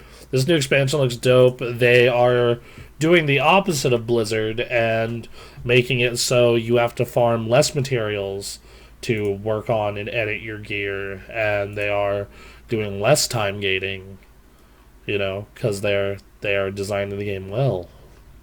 Hey, interesting. What Yeah. a concept. Weird. They recently went in and changed it. They're getting rid of a whole vendor, and they're also moving all the vendors to one area, so you don't have to go to orbit, go to a place, come back, go to a new place. So yeah, Nice. Smart call. Just a lot of quality of life stuff. Yeah, really looking forward to all that. The expansion is out on the 22nd. I have it pre-ordered on Xbox. I need to get my PC version locked away soon-ish. Yeah. So yeah. Nice. Good. Good news coming to Destiny in February. All right. Halo has good news coming. Unfortunately, Hey. It's not soon, though. Oh. It's when Season 2 comes out. When does Season 2 come out? Season 2 comes out supposedly in April or May. Most likely May. And that's also when the co-op campaign is coming. Okay. So, in Season 2 of the Battle Pass is going to make it so you can earn credits to buy cosmetics in the in-game shop instead of just having you pay money for them. They're also looking at changing it so bundles aren't the only thing you purchase. You can actually start buying individual items. Yep. Good. Both smart moves. I'm going to need to see the pricing and the amount of credits and currency and everything. But this is way less gross. Yeah, it's still not where you would want it to be. But I don't think they were ever going to get it to where you want it to be because they're trying to do this new thing. But this is much better. Big improvement. Big improvement. Parker in chat says, hopefully Season 2 will transition the game into a full-on AAA instead of an indie with AAA skin. Yeah, it's they need the time. You're getting the co-op. You're getting the currency changes. Hopefully we're getting some new maps. We're definitely getting new cosmetics. They actually have an event going that's a cyberpunk event right now.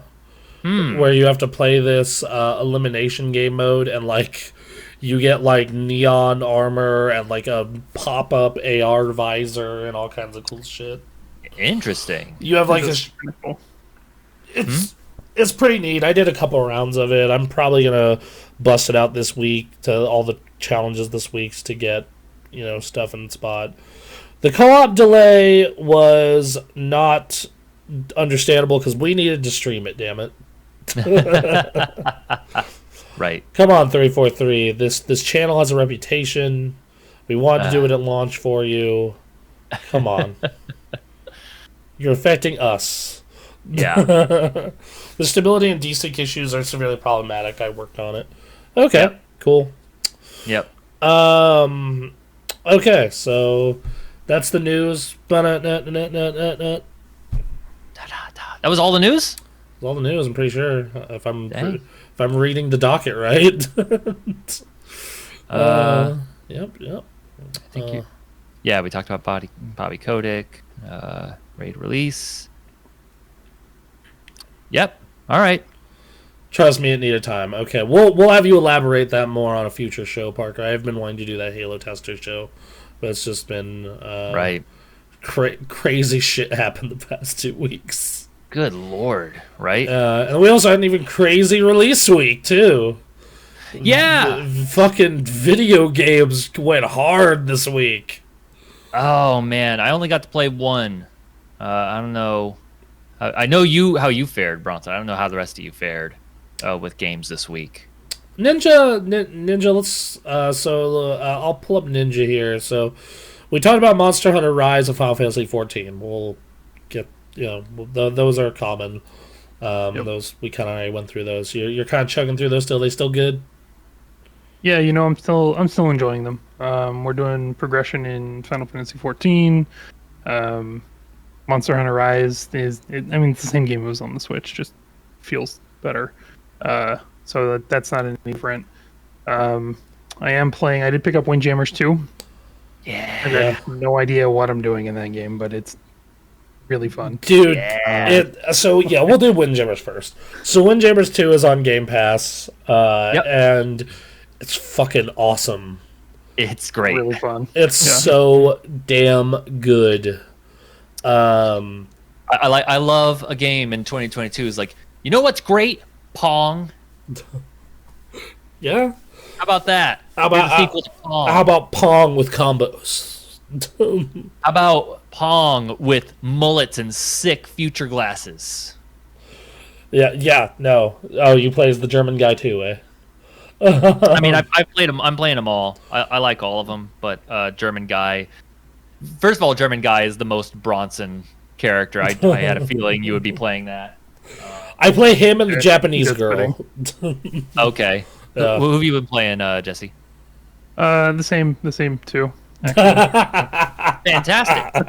I've been trying all of them, but the one I've been going to most is Brazilian guy because one, he's the fastest on foot, and two, when he celebrates, he's on a skateboard. I was like, yeah, all right. That's pretty good.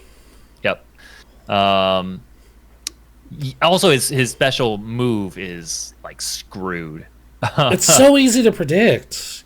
Like, It can be. You have to. Well, that's the thing is you have to vary it. You can't go for that special every time. You have to, instead of aiming for the wall, you aim for the goal and you do your different special. And, yeah, see, versus I like the Japanese girl because her special is like always the same, but it's like, it's hard to catch. yeah.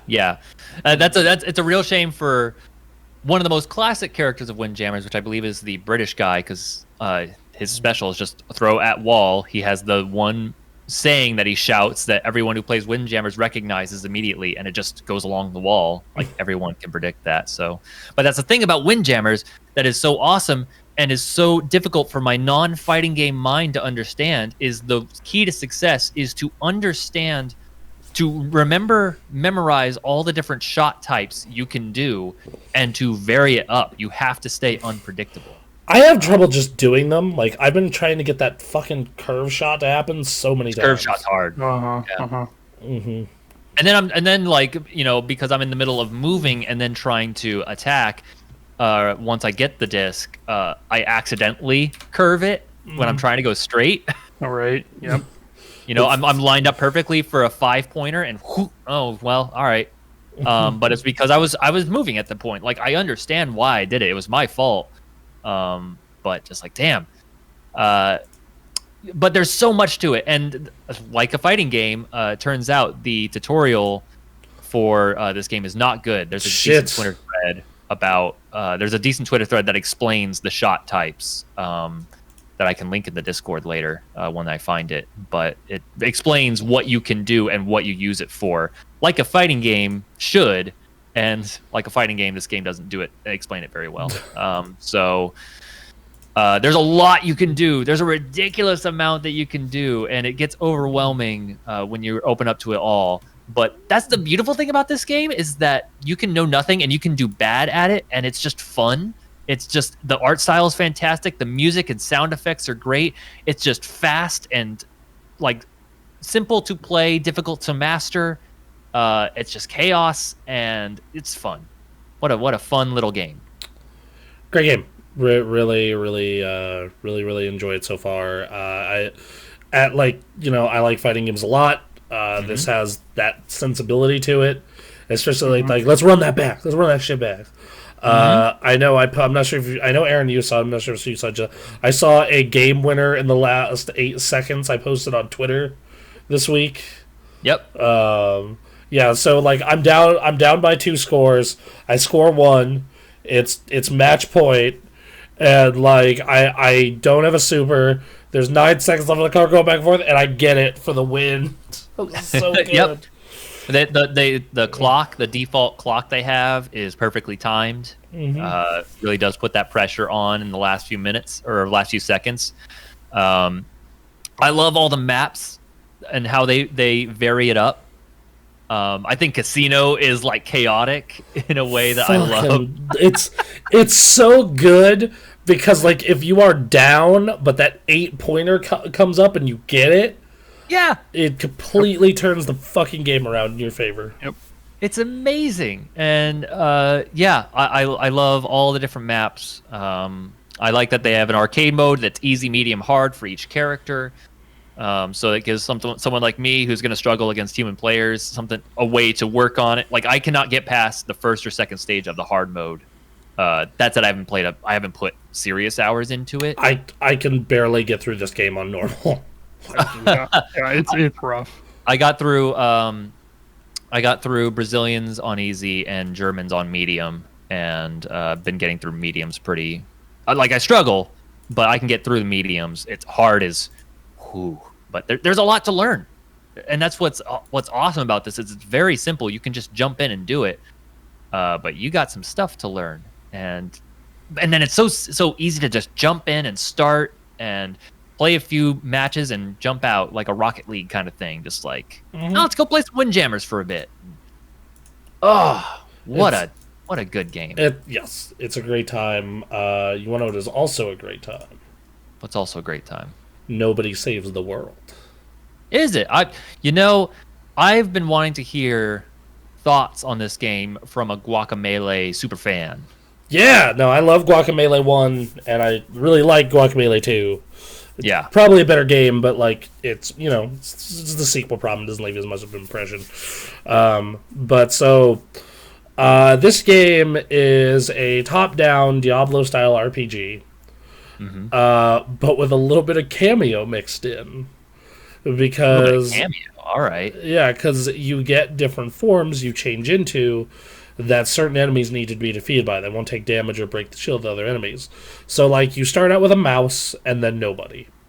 And then the mouse unlocks the ranger and the knight. And then after the ranger and the knight, you unlock the mermaid and then something else, I believe. Hold on, I'll pull the game up real quick.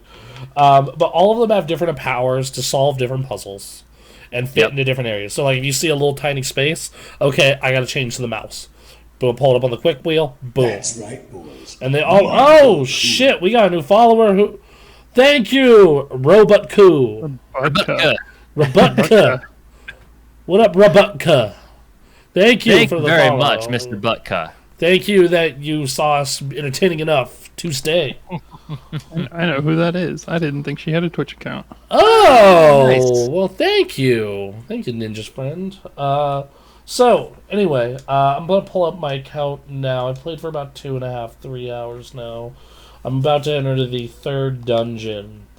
So the way you level characters is they all have individual quests. So, like, right now I have a bunch of stuff for my knight. So I need to sword slash 3 baddies at once, dealing sharp damage. And if I do that, I get a star. And if you get enough of that star, you can go ahead and get into the next big main dungeon. And that's how you progress the story, and that's how you get harder and harder content. So, like, for example, the current main dungeon requires 40. So I need to do a bunch of side quests and a bunch of extra stuff to get 40. And the crazy part is, like, every character has its own skill tree, even. So, like, the knight has his own skill tree, the ranger, the rat, the nobody. Right now, I'm trying to unlock the horse and the magician to do a side quest. I've already unlocked the slug, which will later unlock the mermaid, the rogue, and the bodybuilder. And then there's the egg. And, like, once again, all of these end up having their own puzzles, their own health pools, their own fighting abilities and fighting preferences. So, like, the ranger does long range damage and slash damage. The rat does poison. I forget the name of the type of damage, but it's the slug does, like, mystic.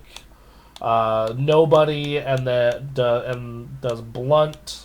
Oh no, the slug does magic. Sorry, that's magic. Excuse me. But yeah, like, they all have their own different damage types, their own skill trees, their own quests, and you're just, like, constantly switching between them, like, in battle and in fights. So, like, you'll be playing the knight and like, get to a part of the dungeon where, like, they won't take slash damage, and you'll have to switch to the mouse to poison them to break their shield so you can start doing big damage with, like, the knight or the ranger. And, like, You can switch on the fly. Yeah, you would do, like, literally, boom, press a button, knight. Boom, switch button, mouse. Nobody. So on and so forth. It's super fucking cool. Alright. Yeah, like, this game is great.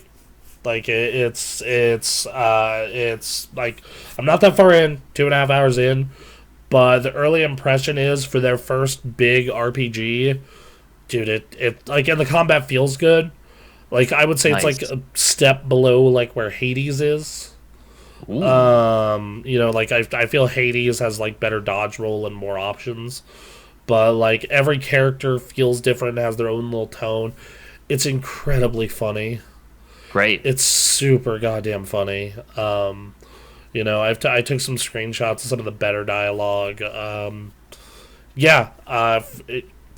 Let's put it this way: if this game was $25, like, if I paid the full $25 and this wasn't on Game Pass, I would have been completely happy with it. So, Nice. Yeah. That's awesome. Great. Good Yes. video games. Yes, 2 new good video games day 1 on Game Pass. I guess I'll add it to my list. Did they ever? See, I told you at the Game of the Year episode, this is a dangerous podcast for me to be on because you guys just talk about good games. I'm like, yeah, sure, I'll buy that. Yep. Well, this is on Game Pass, so that's good. What do you think of Guardians of the Galaxy so far? I know that you plugged into that. Did you start? I have started it. Yeah, Okay. I have started it. And then like a bunch of other games were like, that looks good too, though. Yep. But it's not what I was expecting from the trailers. Good way or bad way? Really, really good way. Okay. Oh.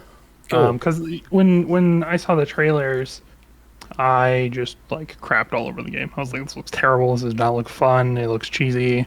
And it is kind of cheesy, but in a really good way. I like cheesy if it's done right. I've been enjoying it so far. I've thought about doubling back to get the last achievements I need on a New Game Plus run. Like, I mean, how many do you need? like 6, Okay. and like Yeah, it might be worth it. most of them are combat related. The only really hard one is find all the collectibles, which like the game is about 15 hours long. So if I just like run a guide while I run through it, Exactly. you know, Yep. you know, like that. That's highly recommend. Nobody Saves the World. I tried playing that Rainbow Six Extraction. Uh-huh. And I downloaded the game, I got into it, I'm like, alright, let's try the new Rainbow Six out. And then it's like, log into your Ubisoft account. And I just was like, Nope. I don't remember that. I don't care to remember that.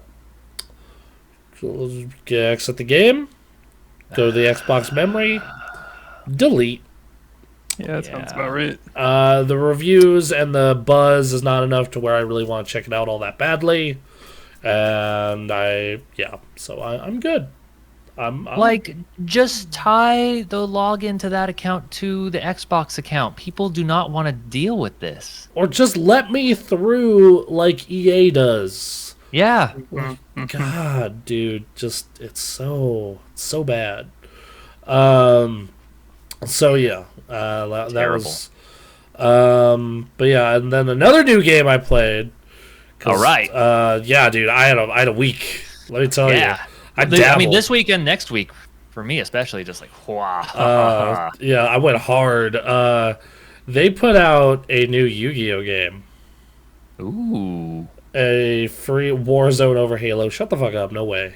But Destiny 2 over both.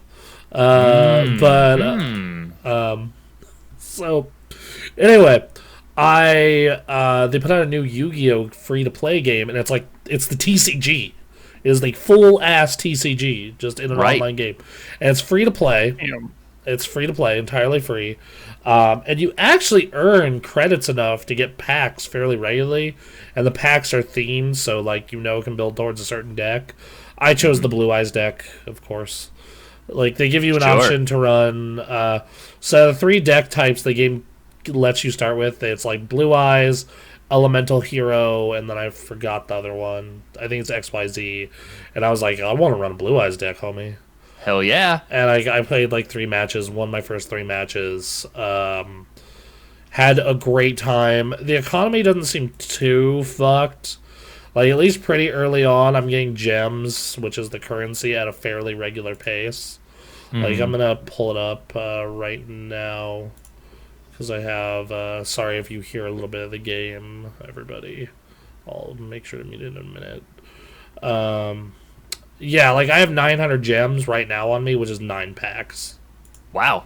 And I haven't even collected all my stuff from what I've done this week. Yeah, I just got enough gems for another 10 packs. Jesus. Now, and you can buy packs, of course, with the real monies. But, so, yeah, like, it's, hold on. Uh-huh. Sorry, I ended up getting 3 more packs, apparently. Bonus packs for logging in. I apologize. So, yeah, like, you just... Like, it feels like it gives away the cards, but it also has to, because you think of, like, how many cards are in goddamn Yu-Gi-Oh! Right now. Yeah. Like, there are some sets in here that have like 6,000. Mm. But it was actually fairly smart about giving you the tools to like build a deck, because it gives you at least a theme deck to start with, and then it tells you where to get cards to supplement it, or at least.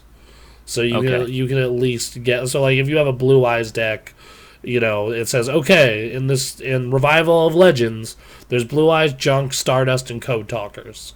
So this is where you get those. And like Stalwart Force, this is where, you know, like Magicians and Elemental Heroes and Machines are. You know, Right. so, and then Master Pack is literally everything. So like if you want to take a chance on like everything, go nuts. Okay. So yeah. Right, Rebutka, you're super cool. Bye, Rebecca. Thanks for the follow, Rebecca. Yeah, thank Yeah. you. You're super rad. I think Parker had a mind-blown moment a couple sentences ago. Oh, Yes, yeah. Like, this is who you are! A reveal, literally years in the making. Yeah, so. Here's my question, Bronson. What is the likelihood of you streaming some Yu-Gi-Oh? High.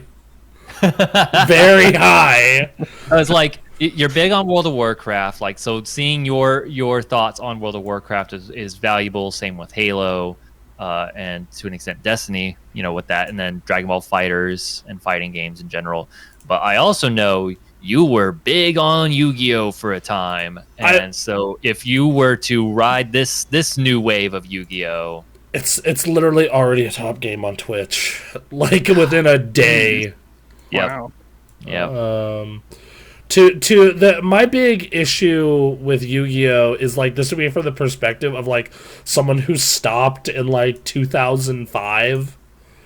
Like, I stopped like 2 boosters after the ban list came out, so like I haven't been current like at all.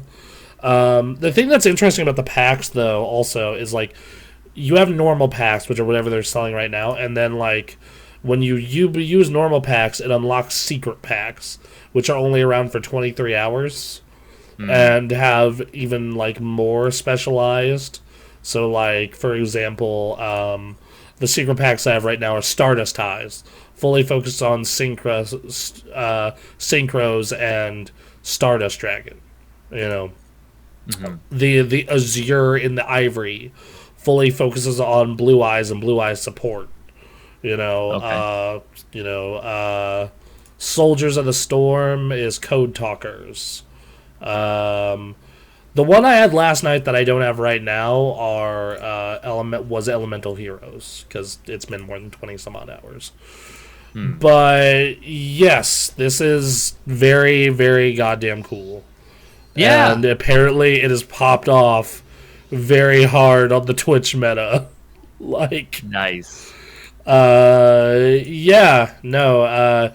you like Yu-Gi-Oh, or you want to get into a TCG, and this is a far easier one to get into, in my opinion. Okay. I think it's a lot easier than Magic, just the way it works. Yes, you do need to fire who runs that teleporter, Bonnie. Bonnie here is dematerialized and rematerialized during the stream. In and out of reality. But yeah, so like, if you just keep playing ranked matches, if you just keep playing ranked matches and like keep just getting packs, which seems pretty easy, you know, you could go for a long time, it seems. And like, I like the fact that like I was able to build like a fairly stable deck from the start. I don't know if the starter decks are at random though, because I know the reason I heard about this game was through Dato Doya, the Dragon Ball streamer. Oh, okay. And you do live in a non-reality. That is our Twitch chat. Yep. At least to us. Man. So yeah, like, the real funny part is I'm actually trying to get a 3rd Blue Eyes White Dragon. That's the real thing that's kind of driving me nuts right now, because I want to run 3 in my deck.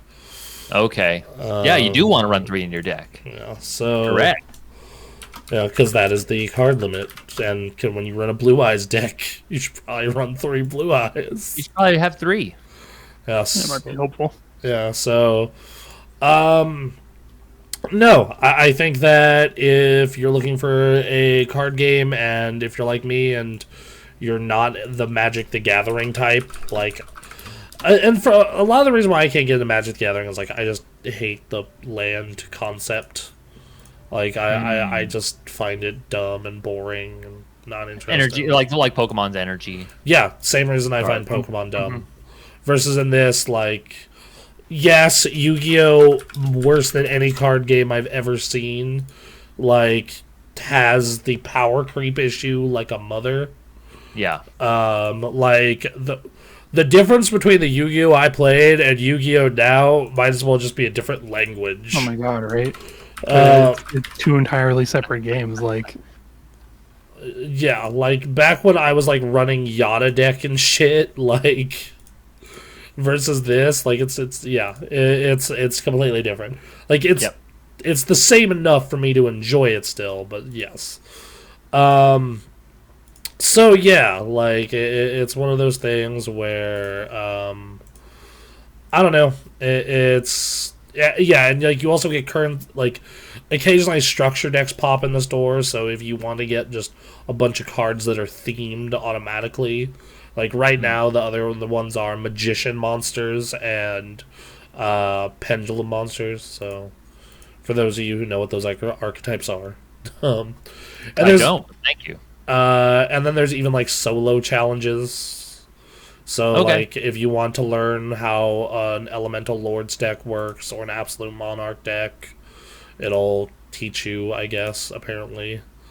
So, yeah, I'm still in Bronze. It seems like that they're really, like, thinking you're going to... Oh, and then they have a battle pass that you can actually buy with the in-game currency, and then it gives you more currency as you level up. And, like, icons and stuff. Okay. So this seems like... Well, ended up in a universe where Tony Stark never died. Surprisingly, it has Hell on Earth. Weird. Oh, weird. Yeah. So, yeah, I'm like, they even have, like, daily surveys where you can earn gems, too. Like, and once again, I think it's just because there's so many cards is why. Like, that's the only thing I can think of where they're just, like, giving this away like candy. Right. Yeah, so check that out, people. It's a good time. And yeah, like, hold on, let me check the Twitch here. Yeah, there are as many people watching Yu-Gi-Oh! Master Duel as there are watching World of Warcraft. Wow. Jeez. That's nuts. Wow. That's so crazy. Get in on that. Yeah, it is like in the 3rd row of Twitch. Dude, this is nuts. Alright. But yeah, I see ya, Bonnie. Have fun. See you soon. Yeah. And then my last thing for the week is we finished the Vault of Glass on Raid last night. There's a couple of clips in Twitch chat you will see. You will not hear me talking because I was muted the entire time. Oh, no. Yeah, I forgot to check XSplit settings because otherwise I would have noticed that my VR headset was the microphone. I've done it. Oh, yep, been there. Yep. So, yeah. God damn it. There's that. Anyway, we did the Vault of Glass. Super fun time. Mm-hmm. On the last boss, the way Atheon works is he's this big giant robot thing you can't do damage to. You have the first phase where 3 of you get teleported to another world, basically, right? Right. And 3 of you get teleported to another world, and one of you has to have the relic, so you can be cleansed by light. and then the other 2 of you protect the relic holder while you do damage until 3 of these things pop up. And you need to kill these things in a specific order, which is called out by the people who didn't get teleported. So the people who didn't get teleported have to tell you back front, back middle, front middle, or like center, left, right, because there's 6. It's like row 3, then row 3. Okay. And you have to tell what order they spawn in. Sometimes it can be back right, front left, front right, or any combination. And at first we kept doing it the way I described. Front right, front left. And we kept fucking it up. Yeah. So I eventually had to say, okay, we're going to number them like a book. 1, 2, 3, 4, 5, 6. Call them out that way. And the second we did that, we killed it first try. All right, there you go. Nice. Super fun mechanic, though. That's actually a really fun mechanic. I like it when raids have you get pulled. They have to depend on the other team to communicate with you. Sure, yeah. So that was cool. And then the boss that we were dying to constantly last week, we one-shotted. All right. And we did it in 1 DPS phase. We didn't even have to do its second phase. Nice. Just nuked it. And I got the killing blow with my super. Cool. Bronson smash. It was great. It was super fun. So yeah, and that's pretty much it. Looking here. All right, Ninja. What the fuck is Pony Island? Oh, okay. Sounds dirty. It does sound dirty. It sounds it isn't, and it isn't what it sounds like. So, in my Game of the Year list, I had Inscription, and that was my first experience of a Daniel Mullins game. Turns out the game before that was called Pony Island. I remember Jim Sterling talking about Pony Island, but I never played it. I barely remember hearing about it. Go on. It starts out with you, like, in an arcade, and you're playing this game called Pony Island. You're jumping over these little wooden gates as this pony, this happy-go-lucky looking pony, and then, like, the arcade machine starts to speak to you, and tell you that, like, you need to break out of this space. I'm trying to talk about it without spoiling it too much, because much like Inscription, if I talk about it too much, it's going to ruin the experience. Right. But the game is a combination, like, platformer, I guess, with the Pony Island sections. There's hacking sections, and then there are puzzle sections involved with the hacking stuff. It's a very meta game. Pony Island. Yeah. It's as you play it, you can also, like, look through the game files, and the game files change as you play through stuff. You're hacking through this, like, arcade machine while you're also playing the arcade game that is Pony Island. It's very very meta. It's a lot of fun, but if I talk about it too much, again, it'll spoil the whole thing. Right. One of those games you have to play blind. Seems like this developer was influenced by Frog Fractions or something. Yeah. I would agree with that. A lot of his games are different in that way. This seems interesting. All the way back in 2016. Yeah. Wow. And then I guess his big game before that was called The Hex, which I haven't played, but I did pick that up to play through. Okay. And it's $5. Yeah, they're all super cheap except for Inscription. Right, which makes sense. Yeah. Okay. That's cool. All right. Sure, Bonnie. What's a good survival game? All right. And then what's that? How do you say it? I'll let you try it out. I think the pronunciation is Utawareru Mono, but in Japanese with Japanese inflection. The Long Dark. I've heard good things about The Long Dark. That's a Game Pass game, I believe. Yeah, it's pretty good, actually. Okay. Fair enough. So the Uto Oreru Mono is, I guess, a visual novel from like the early 90s. They got remade as a PS4 PC game. I remember it coming out. I want to say it also came out on Vita. Because I remember getting a review copy, because that was published by NIS. The reason I actually didn't want to just completely blow over this is because I want to hear about it, because I remember getting a review copy from NIS back when I was at Gamer Access, and this not looking interesting at all. And I'm just like, here you go, John. So there's three of them, right? They when the Vita came out, they released Mask of Deception, which is the second game, and Mask of Truth, which is the third game. They did so well that they went back and remade the first game and labeled it as Prelude. Prelude also got an anime in the early 2000s, which is absolutely terrible. Most visual novel adaptations are just trash. Anyway, this is a visual novel first and an SRPG second. So if you like SRPGs, it's pretty good. If you like visual novels, it's, I guess, considered one of the classics. It is a little slow to start while they do the world building. You're an amnesiac who wakes up and you've got a mask stuck to your face, and everybody's a furry. All right. And that they've got like dog ears and tails and crap. And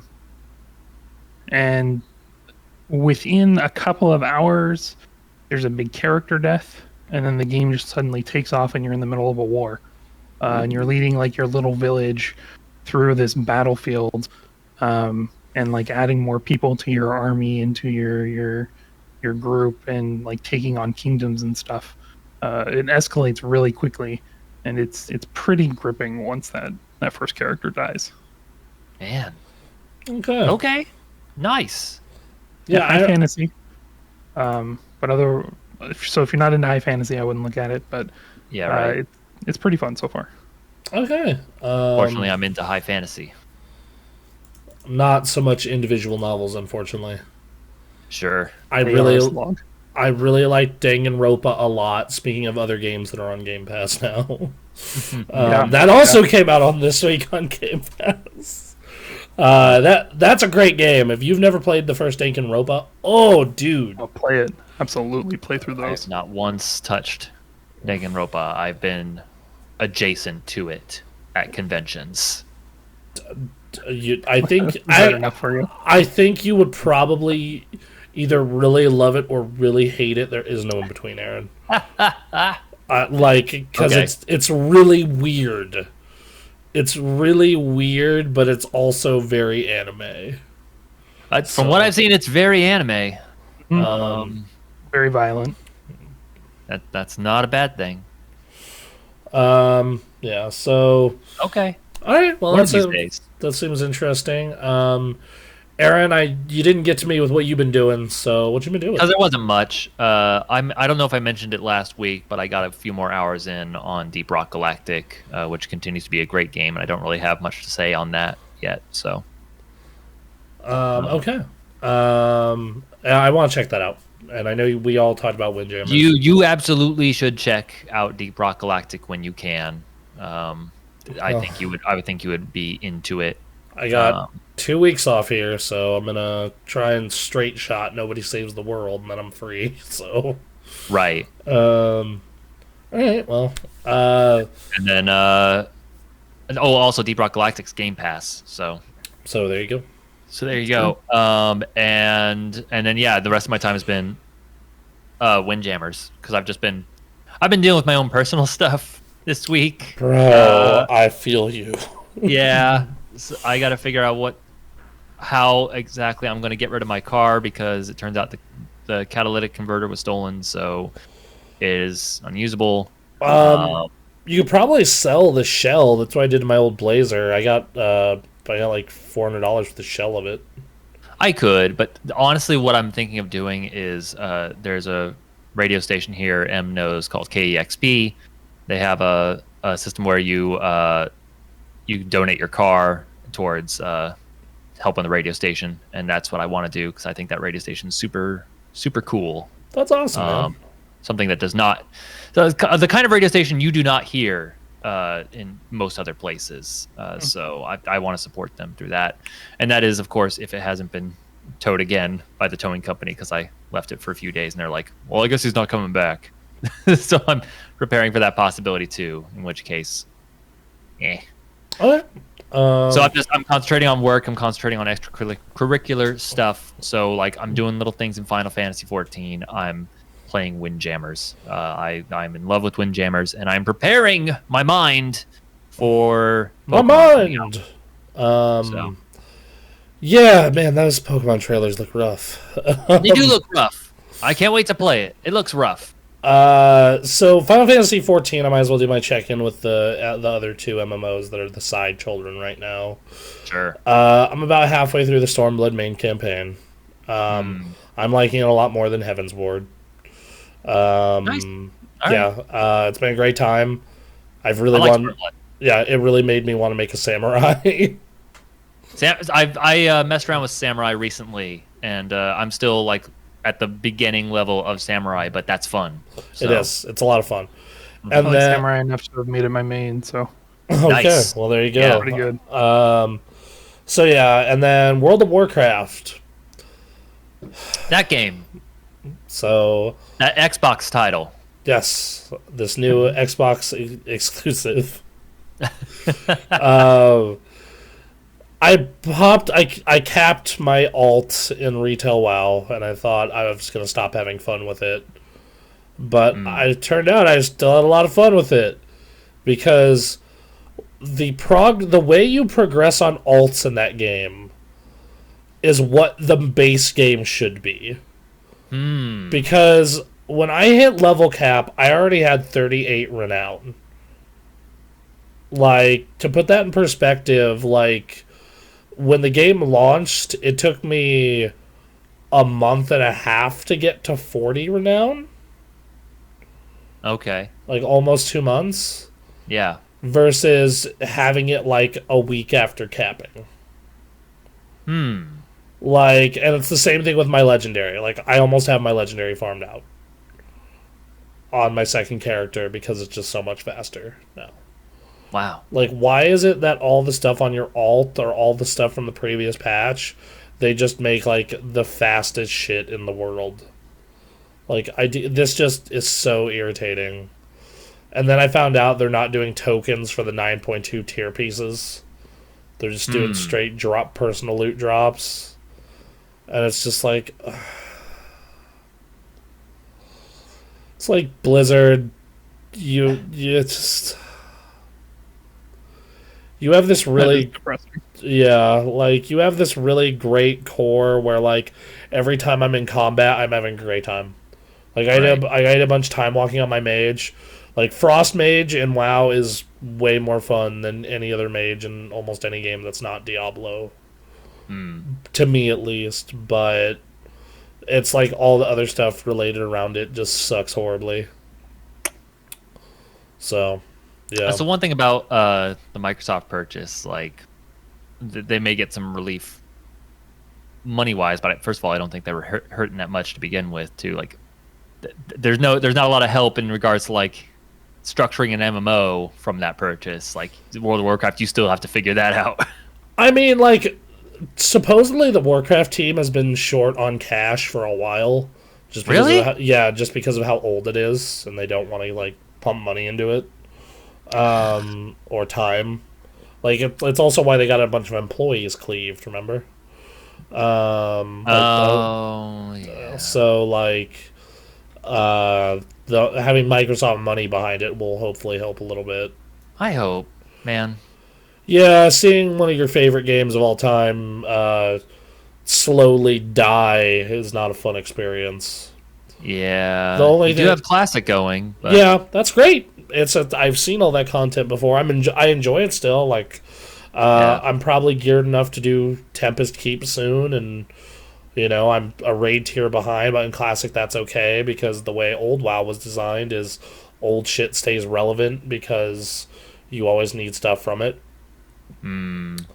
SWTOR's likely dead. I'm surprised it's still going just because, like... So I did some research on that game because, like, it's on my MMO checklist for the year. Like, it's Destiny 2 and Final Fantasy at the top, whatever WoW Classic content is going on, and then I was going to hop into Guild Wars 2 and SWTOR and Lost Ark as, like, the next 3 that I was interested in. Right. You know, and I saw that there were, like, only 2 or 3 servers in North America, and I'm like, wow, that's disappointing. Like, huh. So yeah, like, there's a lot of the good part is I have a lot of MMOs to find to your time is better. Yes, the other MMO that's very popular. But if I were to have picked one that would have survived longer, I would have picked Star Wars. Yeah, me too. Yeah. So interesting. STO is probably at the bottom of my list right now because if I'm going like what my focus is, it's like D2, FF14, WoW Classic, SWTOR Guild War. Actually, Lost Ark, SWTOR Guild Wars. Then probably STO. STO's only gotten better. I remember when World of Warcraft only got better. And then Cataclysm happened and it stopped. Actually, no. It got better, and then it got worse, and then it got better, and then it got worse, and then it got bad 2 expansions in a row. So, yeah.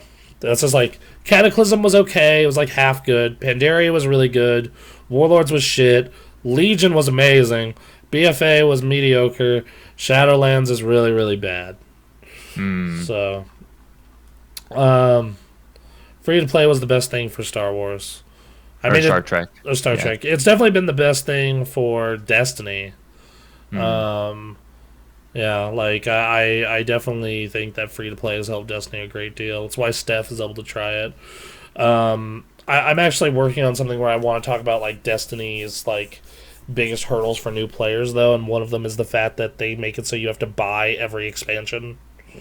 Which is fucking obnoxious. Now, granted, they drop price heavily. Like, you can get all of them except for the most current for $60. Right. But, like, let's say you're a new player to Destiny 2 today. Or a returning player. Let's say you stopped after the initial game came out or after Forsaken. That means you need to buy the entire pack for $60. And then you're going to want to play Witch Queen and all of its season content. And it's cheaper to buy the season content in the Legendary Edition, so you're probably going to go that route. And that's $80. And then you also want the 30th Edition pack because it has a bunch of dungeons and stuff that are important content. So that's another $20. So to get into Destiny, like you're committed to Destiny for at least a year, is $160. Now, granted, after that, it's only $80 a year, which is way cheaper than any other MMO that's, you know, subbed, but it's still like, you know, it's still a big initial investment. Yep. So yeah. Yeah. Lost Ark looks great. It's right around the corner, speaking of MMOs. Right.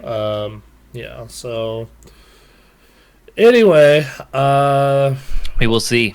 Yeah, we'll see. I think that's all the games I've been playing and everyone's been playing, so I think I only have one more thing, which is I had a transcendent ass experience with a pair of headphones this week. Yes, I heard about this. What is going on here? Okay, so yesterday I went to the Apple store with Stephanie, her mom, because Stephanie doesn't use Apple products other than her iPad. I have iPad, iPhone, Apple Watch, pair of AirPods, like the regular ones. The only thing I don't have is a Mac, and that's because Macs don't play video games. Yeah. So if they ever got to the point of putting real GPUs in those things and getting developer support, I would move right over. Right. Their screens are great, trap hags are great, keyboards are great. They're built well. They look great. It's just that they, for whatever reason, don't want to make money off of gamers. So,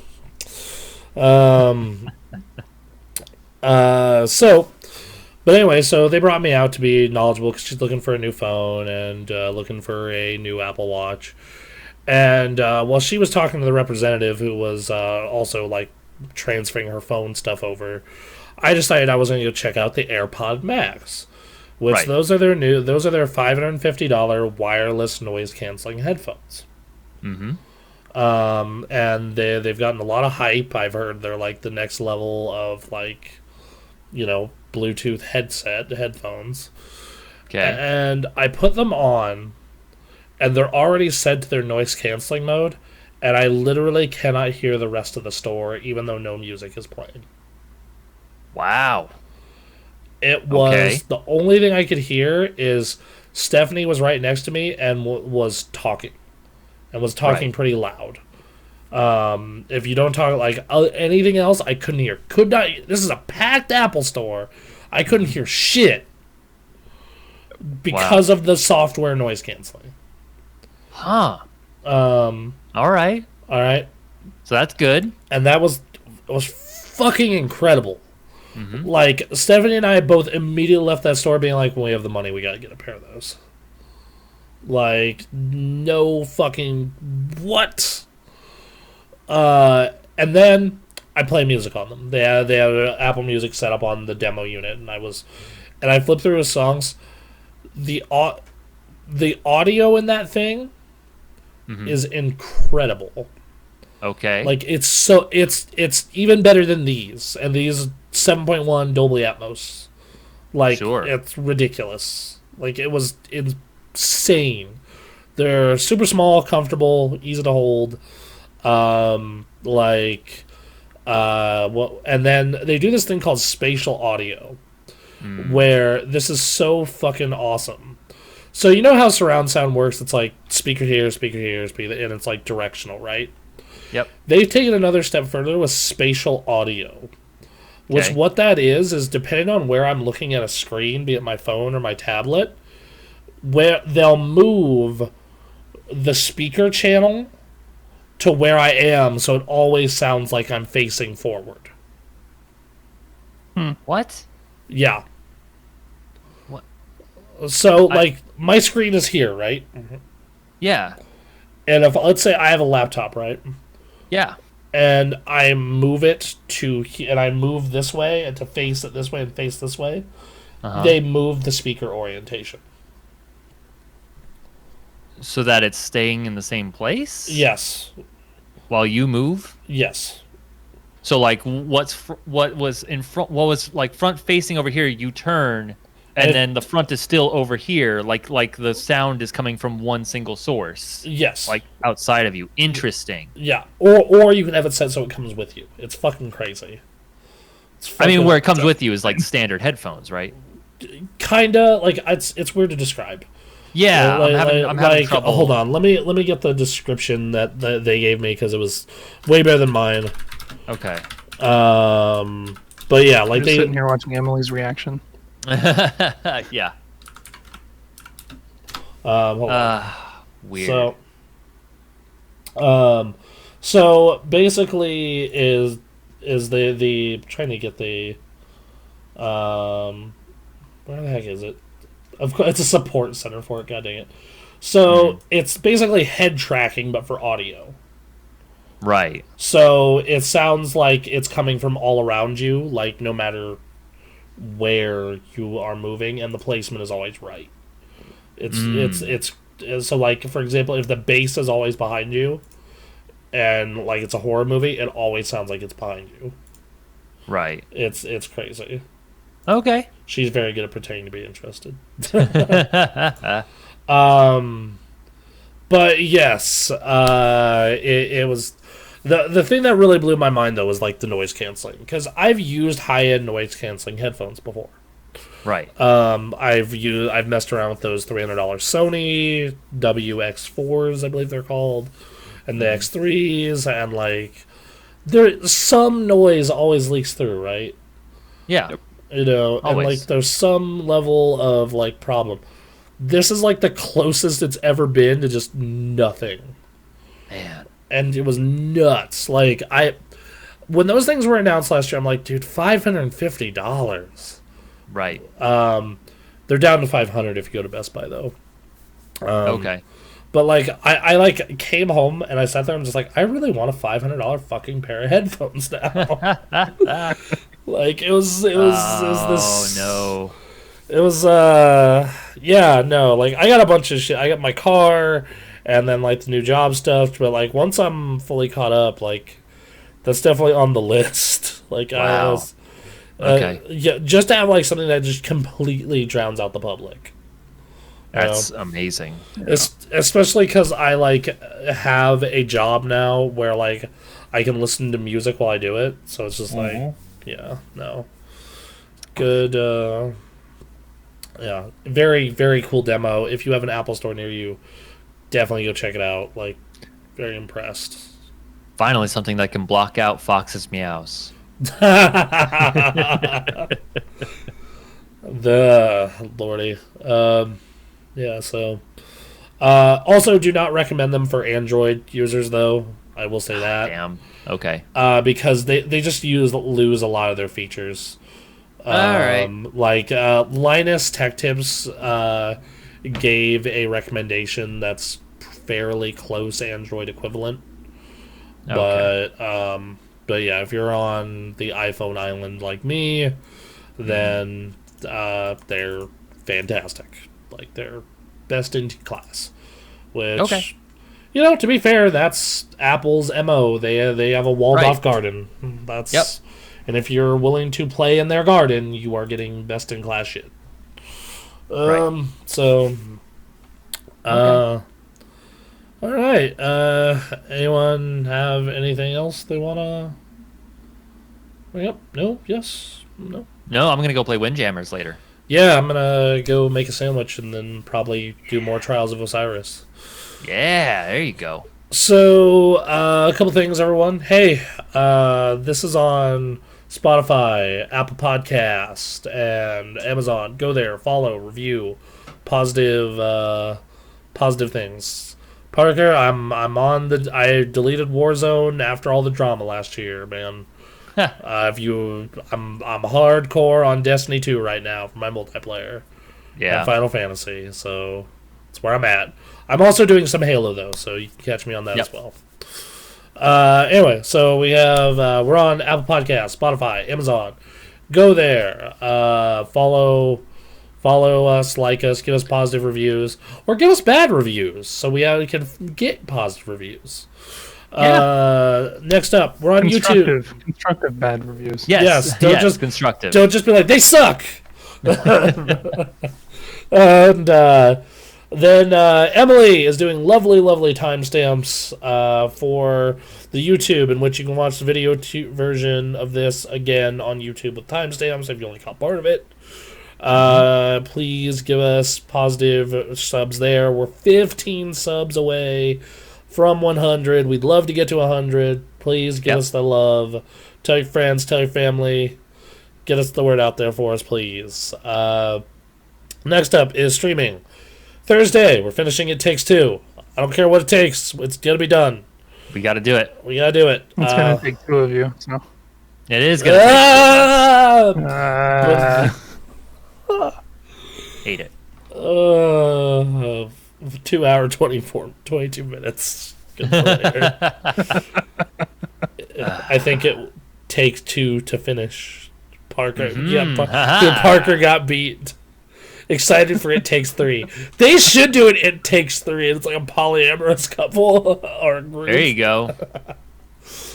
Talk about Lordy. I don't know. Hey, HR Ninja, do you want to do a Way Out with me? I might as well do both the games. Yeah, you know what? I'll pick it up. It's on Game Pass. You're good. You're well, good. I'll get it for free. Yeah, you're good to go. All right. All right. So next up is Saturday has become our Destiny night. On Saturday night, last week we did the Vault of Glass. This week we are doing the Last Wish. So we're hopping into a far more tricky raid, to say the least, with a lot more mechanics to it. So please come check us out. We're doing Last Wish on Saturday around 7:30 p.m. Pacific Standard Time. And we also now have a Destiny 2 clan. So search Super Gamecraft in the Destiny 2 clan finder, and you can join. Or if you ask me, I'll send you an invite. We're more than happy to give out clan invites. You get a triumph for doing that. So there you go. Good to know. And then we also sub and follow here if you're not doing that yet. Yeah. Means the world to us. And we got a Discord, all that stuff. So hop in there. Yep. Anyway, we love you guys. We're gonna raid Cart Bale. Let's go raid Cart Bale. And we'll call it a day. Alright, let's go. He's playing Final Fantasy 9. Alright. Go say hi to Cart Bale, sub, and follow Cart Bale. He's a cool boy. Yes. Yes, he is. Rated 9, 8. Let's Come go. on, says there's only 4 of you. Okay, there's 6 of you here. Come on. Come on. One of you is lame. Oh. Oh man. Use a little bit of training. Hold on, you're here on my mind. Holy shit! Oh wow, look at that little add-on he's got. That's great. That's pretty good. That's pretty good. Guys, what's up? What's up, Drumkit? What's up, man? What up, my guys? How are you? How was today's stream? I'm guessing you have a lot to talk about, especially what has happened with, the whole thingamajig with. Bronson, how do you have headphones on and I'm like getting echo of Cart Bale's stream? Because I don't have my PC audio to go through my fucking speakers or through my headset. Hold on, I'll flip it over.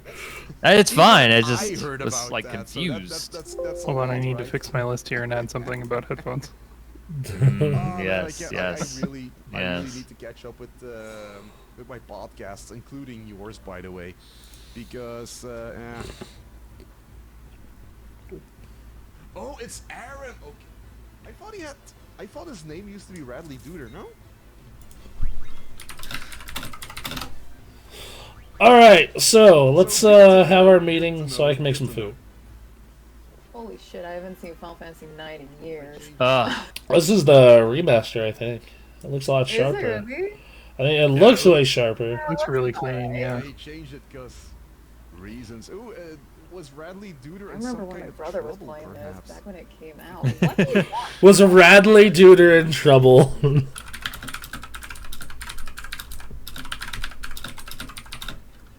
And why is that? Well, guys, that's classified. Because of reasons. Well, guys, thank you so much for joining me. Classified? We're playing Final Really? Fantasy, 9 today. It's a long explanation. I'm not putting that in Twitch chat. Well, no, obviously. Did you see my comment? It involves a Yes. Panamanian jail. Ah, okay. Was he involved with like the whole Panama Paper scandal? Panamanian jail. by any means? God damn it, you guys! I said classified. And skinny dipping in Mexico.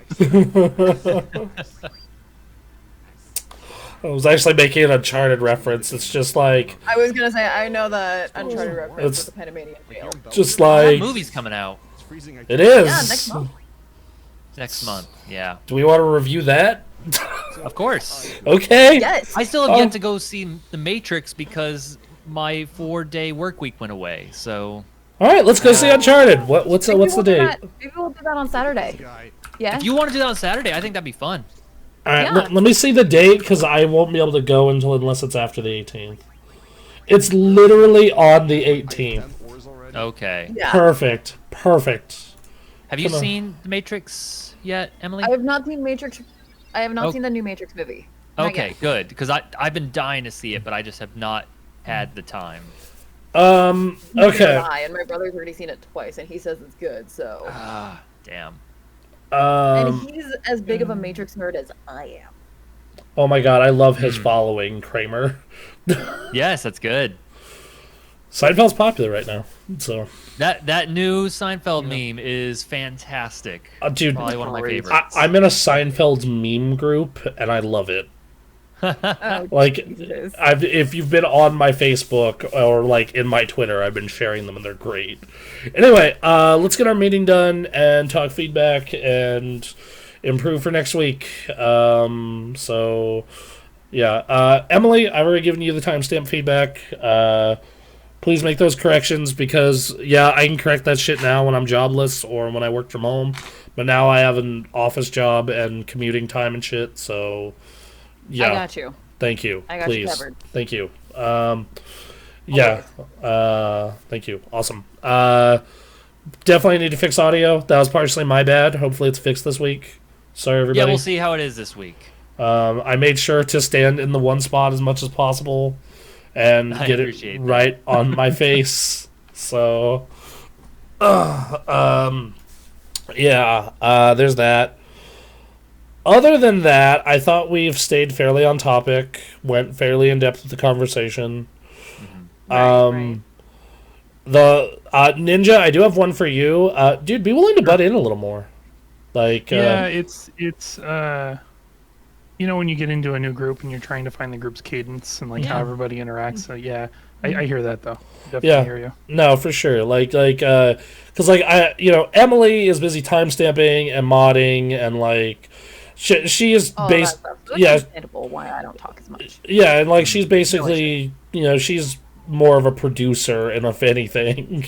Right. And then also the fact that like she's also more of a movie person, which is why she talks a lot more on the movie thing. So yeah, like we. Oh my god. What? What's the score right now? Rams are beating Tampa Bay 17-3.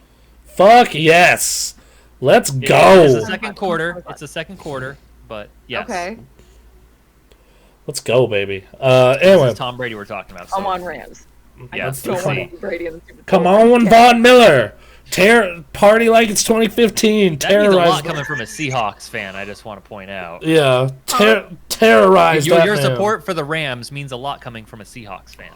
I know, and it's breaking my heart right now saying that. It's just like it's. Yeah, no. I Yeah. hate Tom Brady with a fiery fucking passion, and I do not want to see him in the Super Bowl again. Yeah. Okay, Yeah. fuck all of you. To be fair, if the 49ers make it, like that's an easy team for me to cheer for. Same. I like Jimmy G. He's an Italian like myself. I was love gonna say, that you actually like Glassbones Garoppolo. That's a first. I make Garoppolo's stats for that game were so bad, and it's hilarious that they won. I love it. I make fun of Jimmy G a lot, but I do like him as a person. Yeah. He's just hurt all the time. Like that's My favorite thing about that last game is Robbie Gould, the kicker, used to kick for Chicago and was their kicker for the Super Bowl that they were in.